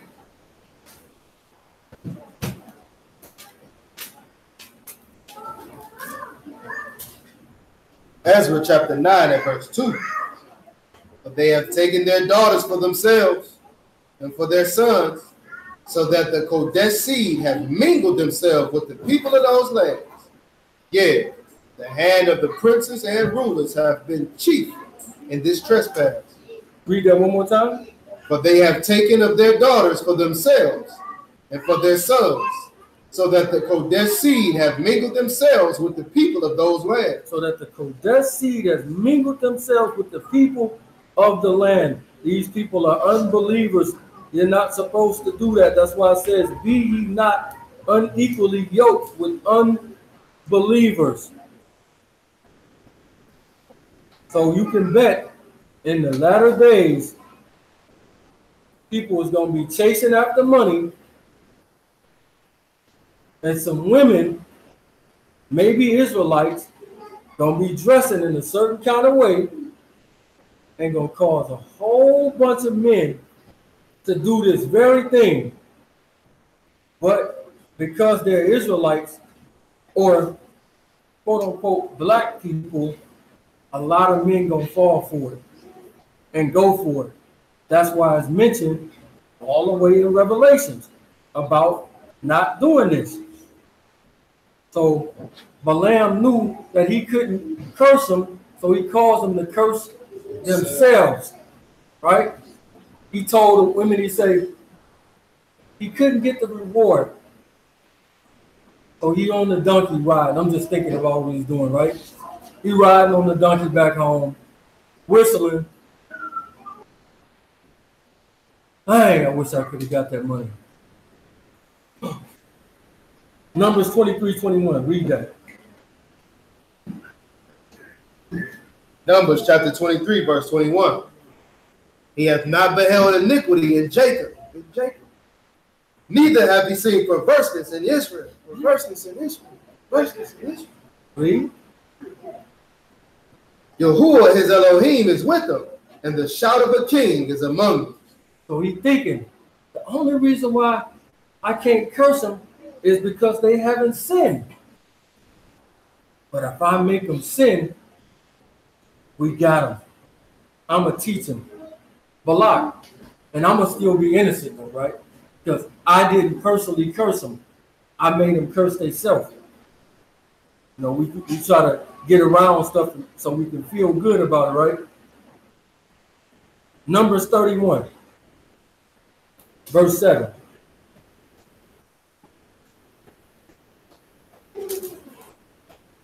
Dress all the girls up in these skimpy outfits, and the men won't be able to help themselves. Numbers chapter 31 and verse 7. They warred against the Midianites, as Yahuwah commanded Moses, and they slew all the males. And they slew the kings of Midian, beside the rest of them that were slain, namely Evi, and Rechim, and Zor, and Hor, and Reba, 5 kings of Midian. Balaam also, the son of Beor, they slew with the sword. They did what? They slew with the sword. Who was that they killed with the sword? Balaam, also the son of Beor, they slew with the sword. So this is his end. Read. And the children of Israel took all the women of Midian captive, and their little ones, and took the spoil of all their cattle, and their flocks, with all their goods. And they burnt all their cities wherein they dwelt, and all their goodly castles with fire. And they took the spoil, and all the prey, both of men and of beasts. And they brought the captives and the prey and the spoil unto Moses, and Eleazar the priest, and unto the congregation of the children of Israel, unto the camp at the plains of Moab, which are by Jordan, near Jericho. And Moses and Eleazar the priest and all the princes of the congregation went forth to meet them without the camp. And Moses was wroth with the offer of the host. With the officers of the host, excuse me. With the captains over thousands and captains over hundreds, which came from the battle. So why was Moses mad at them? Read. And Moses said unto them, have you saved all the women alive? They did what? Saved all the women alive. Now what ain't? It's something still ain't right with them. You trying to save the women. Read. How can I kill this? Behold. Yeah, see. The one with that skirt? You want me? No, not. Behold, these curse the children of Israel. These curse the children of Israel, meaning these women. Read. Through the counsel of Balaam. Through who? Through the counsel of Balaam. Balaam taught him this. So even though he didn't do it himself, he taught him how to do it. He think he crystal clear in the clear. Oh no, I didn't do it. He taught him. Look at it. That's why he got killed. Read. To commit trespass against Yahuwah in the matter of Peor. And there was a plague among the congregation of Yahuwah. So he actually thought, if I can do this, I can cause what took place before the flood. Y'all will come in and kill everybody. But instead of killing everybody, he's going to stop it. Let's see how much the number that he stopped at. Go ahead. Now therefore, kill every male among the little ones, and kill every woman that have known man by lying with her. So if she was one of them, kill her. Don't let her get away. I don't care how fine she is, kill her. That's why Moses was mad at him. Read. But all the women, children, that have not known a man by lying with her, keep alive for yourselves. And do you abide without the camp 7 days. Whosoever have killed any person, or whosoever have touched any slave, purify both yourselves and your captives. Go back. Numbers 25, verse 1 again. Numbers 25 and verse 1. Israel abode in Shittim, and the people began to commit whoredom with the daughters of Moab. And they called the people unto the sacrifices of their gods. And the people did eat and bowed down to their gods. So they did just like before the flood, intermingled, was about to become one people and corrupt the Kodesh seed. Go ahead. Israel joined himself unto Baal Peor, and the anger of Yahuwah was kindled against Israel. And Yahuwah said unto Moses, take all the heads of the people and hang them up before Yahuwah against the sun, that the fierce anger of Yahuwah may be turned away from Israel. And Moses said unto the judges of Israel, slay you everyone his men. How many? Everyone his men. Go ahead. That were joined unto Baal Peor. And behold, one of the children of Israel came and brought unto his brethren a Midianitish woman in the sight of Moses. What kind of woman? A Midianitish woman in the sight of Moses. That's one of the enemies, right? Go ahead. And in the sight of all the congregation of the children of Israel. So he strolled in with the Midianitish woman amongst all of this stuff that's going on. What happened? Who were weeping before the door of the tabernacle of the congregation. And when Phinehas, the son of Eleazar, the son of Aharon the priest, saw it, he rose up from among the congregation. And did what? And took a javelin in his hand. Did what? And he went after the man of Israel into the tent and thrust both of them through. And the man of Israel and the woman through her belly, so that the plague was stayed from the children of Israel. So he didn't stab both of them through, so to stop the plague. So instead of killing everybody like before the flood, he stopped the plague from killing everybody. Right? We going? And those that died in the plague were 24,000. How many? 24,000. 24,000 people died from this, what Balaam taught. What brought down Adam? That woman in which you gave me. Samson, the strongest man. What brought him down? That woman in which he chose. Solomon, the most wisest man. Them 700 and 300. So the theme shows us from the beginning one of the things that the enemy is going to do to us in the end. So if you are part of Pergamos, you will be chasing after money, unjust gain to be successful, right? And you'll give in to sexual perversion. That's the part of being a part of Pergamos, is what they're guilty of doing. Proverbs 7:26.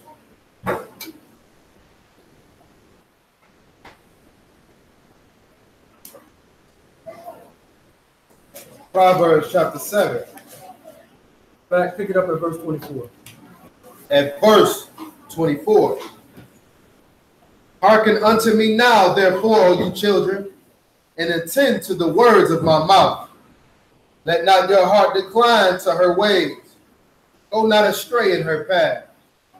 For she hath cast down many wounded.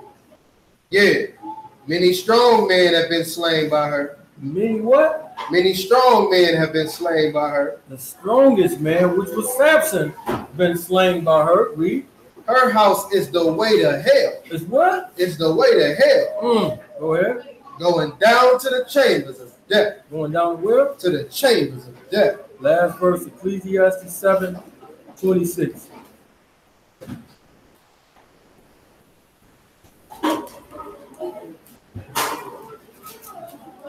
Ecclesiastes chapter 7 and verse 26. And I find more bitter than death the woman. The what? The woman whose heart is snares and nets. What? Whose heart is snares and nets. Whose heart is a snare and net. Go ahead. And her hands as bands. Whoso please Yah shall escape from her. What? Whoso please Yah shall escape from her. So if you don't please Yah, you won't what? Escape from her. You won't escape from her. But the sinner shall be taken by her. And with that, say shalom. Oh.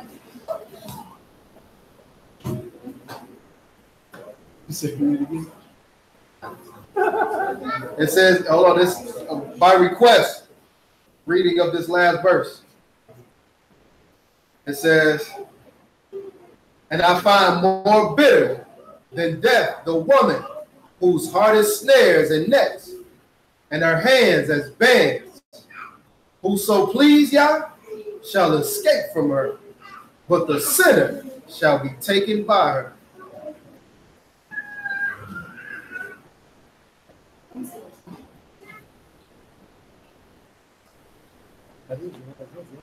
We can read. No, I thought You said to keep reading it to the end, or just that verse?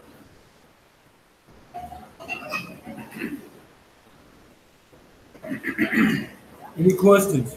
Yeah, one on the chat. Go ahead.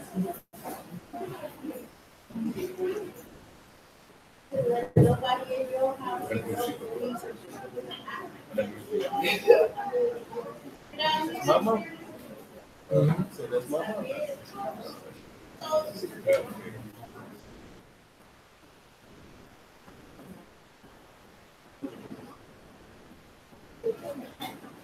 It's you got to keep it in context, right?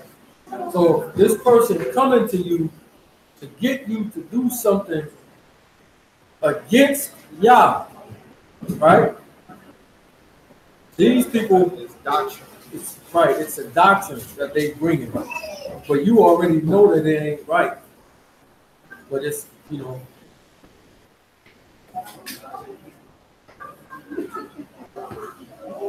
But it really ain't no point and you let them in the house unless you about to give it to them.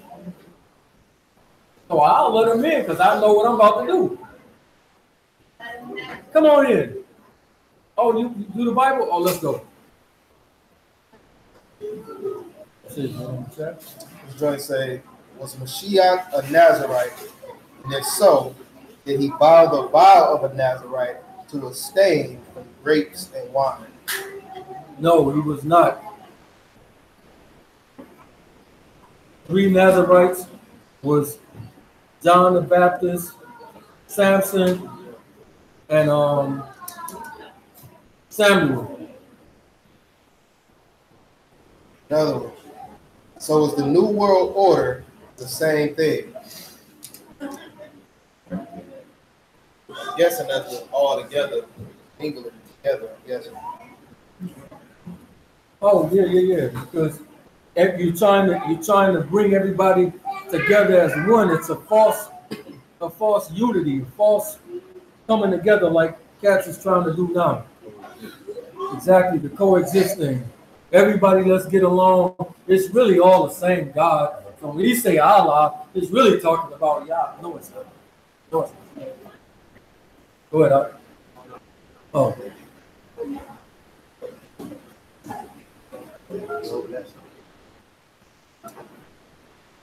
Anything else? That's the same with Yahweh, right? They have oh, that's close to you. Oh, no, it's not. Yahweh has nothing to do with you. Right? It ain't the same. It's not the same as people saying Allah. It ain't the same. Tomato, tomato, potato, potato. It's pronunciation. Pronunciation. Okay. It's like people say Yahweh, you know. But the people come to you and say, oh, well, Allah, that's just saying, that just means God. That's what you get away from. That's what you get away from. I can understand us praying with our hands up.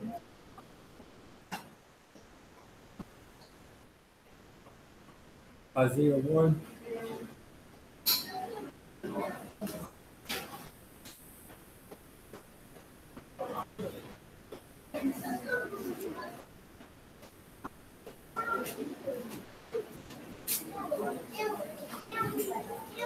Isaiah 1, pick it up at verse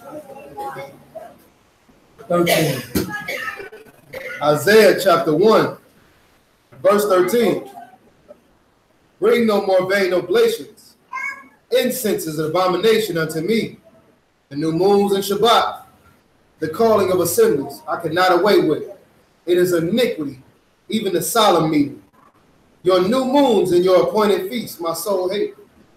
They are a trouble unto me. I am weary to bear them. And when you spread forth your hands, You do what? when you spread forth your hands, You spread forth your hands, read. I will hide my eyes from you. So this is the person that's wicked. When he spread forth his hands, when he praying, he says, I'm going to hide my eyes from you. But if you're not wicked and you spread forth your hands, you will receive it. When you make So this is like having your hands open to receive what you're praying for, so to speak. All right?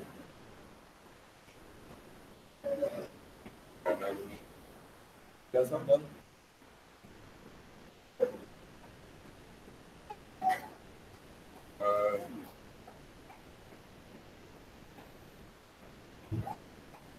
Second Chronicles 6 and 10. Second Chronicles 6 and 10. Second Chronicles chapter 6 and verse 10. Yahuwah therefore hath performed his word that he hath spoken.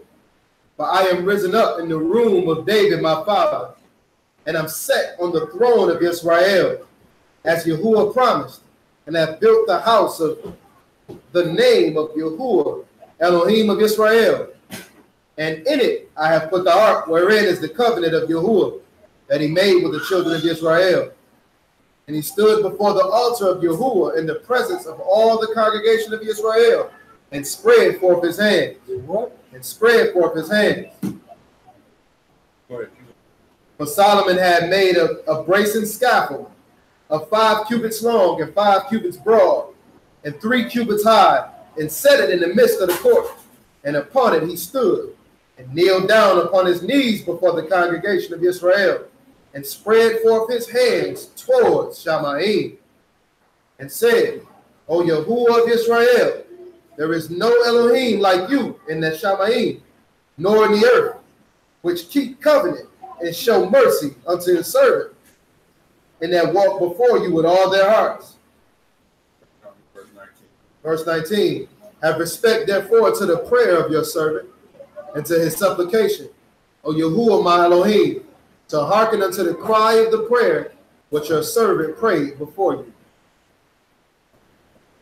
That your eyes may be open upon the house this day and night, upon the place whereof you have said that you would put your name there, to hearken to the prayer which your servant hath prayed towards this place. You see the example of spreading forth the hands towards Shamaim and toward the place where the Most High said his name.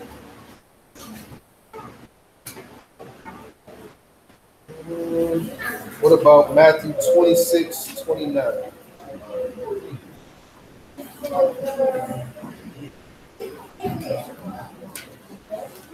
Matthew chapter 26 at verse 29. But I say unto you, I will not drink henceforth of this fruit of the vine until the day when I drink it new with you in my Father's kingdom.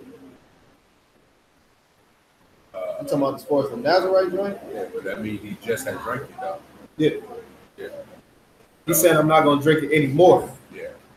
Yeah, just drank, took this cup and he drank it. Gave the cup. That all happened prior to him saying it. It says, do the Israelites believe white people are a brother? The Edomites will go to the new kingdom. The white people are not Edomites. They are not our brothers. And the Edomites will go to the new kingdom. Is that a statement or a question?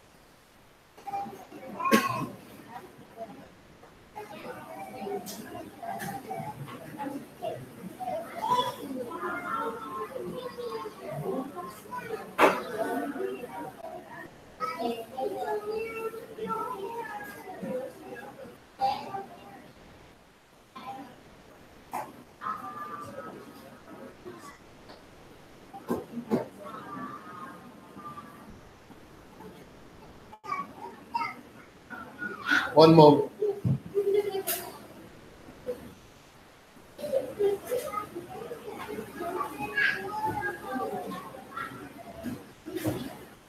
All right, we can get on. We can get on Amos, chapter 9 at the moment. Amos chapter 9, verse 10. Go ahead and look into that. Amos chapter 9, verse 10. It says, all sinners of my people shall die by the sword, which say, the evil shall not overtake nor prevent us. In that day will I raise up the tabernacles of David that is fallen, and close up the breaches thereof, and I will raise up his ruins, and I will build it as in the days of old. This is an end time prophecy, that they may possess the remnant of Edom and all the heathens which are called by my name, saith Yahuwah, that doeth this. So even you know that some of them is going to actually be called by his name. So yes. Obadiah 1 and 19. That's Amos chapter 9, verse 10 to 12. Obadiah 1:19. Obi 119. And they of the south shall possess the mount of Esau, and they of the plain, the Philistines, and they shall possess the fields of Ephraim, and the fields of Samaria, and Benjamin shall possess Gilgal, and the captivity of the host of the children of Israel shall possess that of the Canaanites, even unto Zarephath, and the captivity of Jerusalem, which is Sephar, shall possess the cities of the south. And Savior shall come upon Mount Zion to judge the mount of Esau, and the kingdom shall be Yahuwah's. So pretty much going along the same thing with saying they're gonna be a possession. Same deal. It's gonna be, they're gonna possess the mount of Esau. All of them? No. Most of them is gone. Just the remnant. And they are not, quote unquote, white people. The Edomites not in their land. Where are they? When did they leave their land? Let's see where they will be destroyed.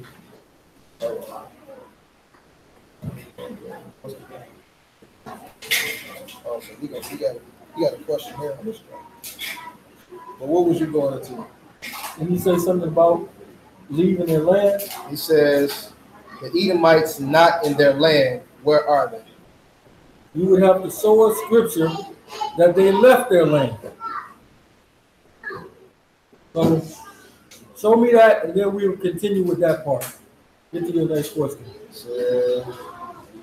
Gentiles and Jews, which brothers rule is the problem. Okay. The dude says, what is the difference between the Egyptian and Israel you guys talk about? I know they look identical. What's the difference between the Egyptian and Israel you guys talk about? I know they look identical.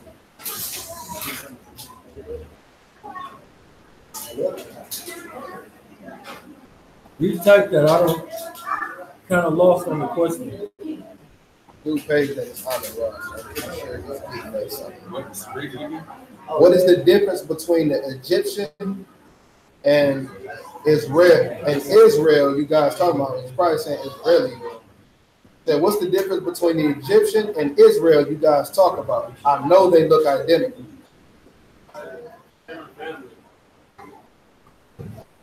Well, the Egyptians come from Cush, and the Israelites come from Shem. That's the difference. Hamite, Shemite. The Pope and Africans are brothers. Yeah, who? The Pope and Africans are brothers.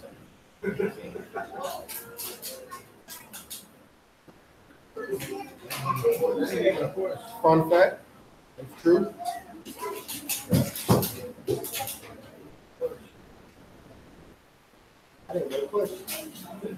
I don't know what you're trying to get at. You got to kind of make it plain. Yeah, just ask what you're getting at. He said, look it up. Okay. I'm not going to look it up. I'm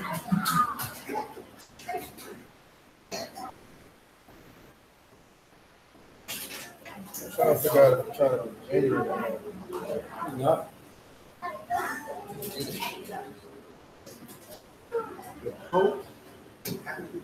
Anything else? All right. That was a great lesson, my aunt. Definitely appreciate you. We got a song from our dear brother that he wants to sing. So whenever you are ready, you have the floor.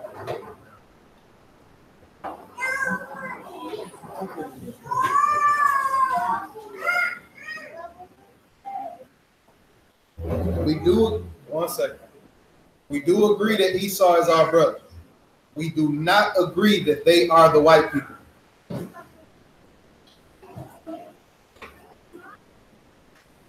All right.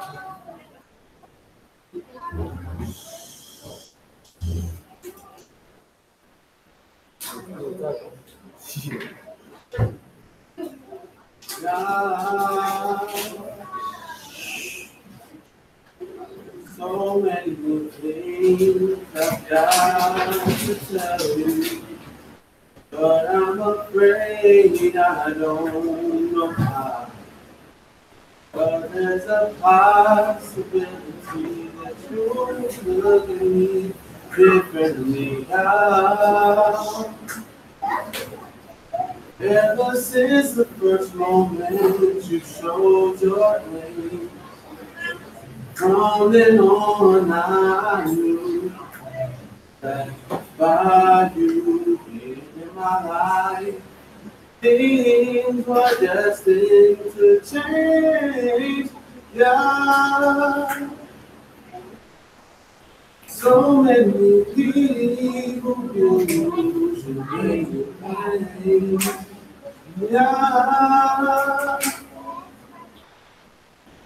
Those who have faith in you sometimes go astray. Yeah. Through all the ups and downs, the joy and hurt. Yeah. For better or worse, I still will choose you first. Oh.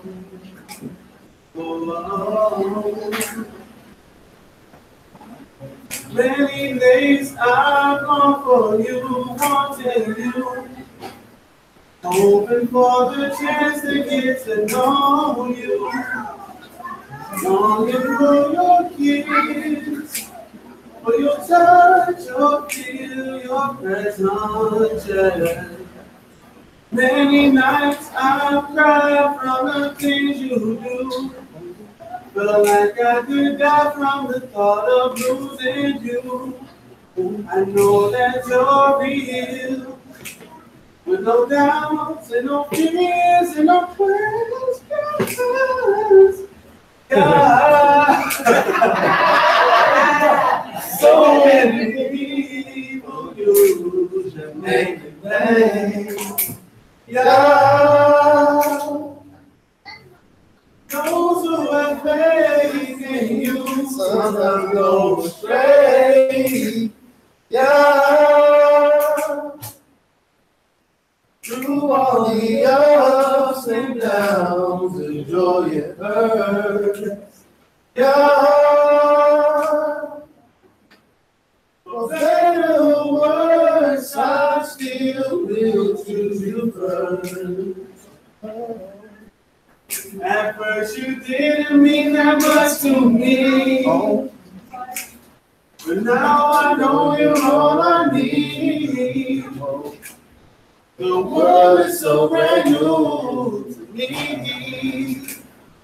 Now that I've found God, every day I live for you.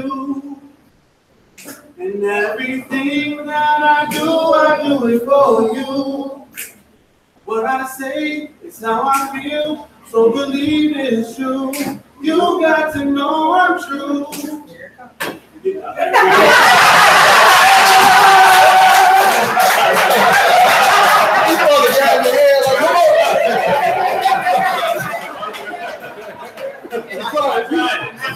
messed it up. It's a car, you messed it up. Beautiful, huh? Beautiful, man. Beautiful. was great on the too.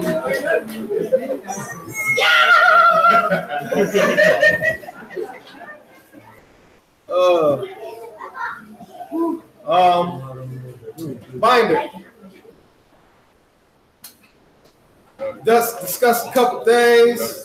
Oh yeah. With that, we say shalom.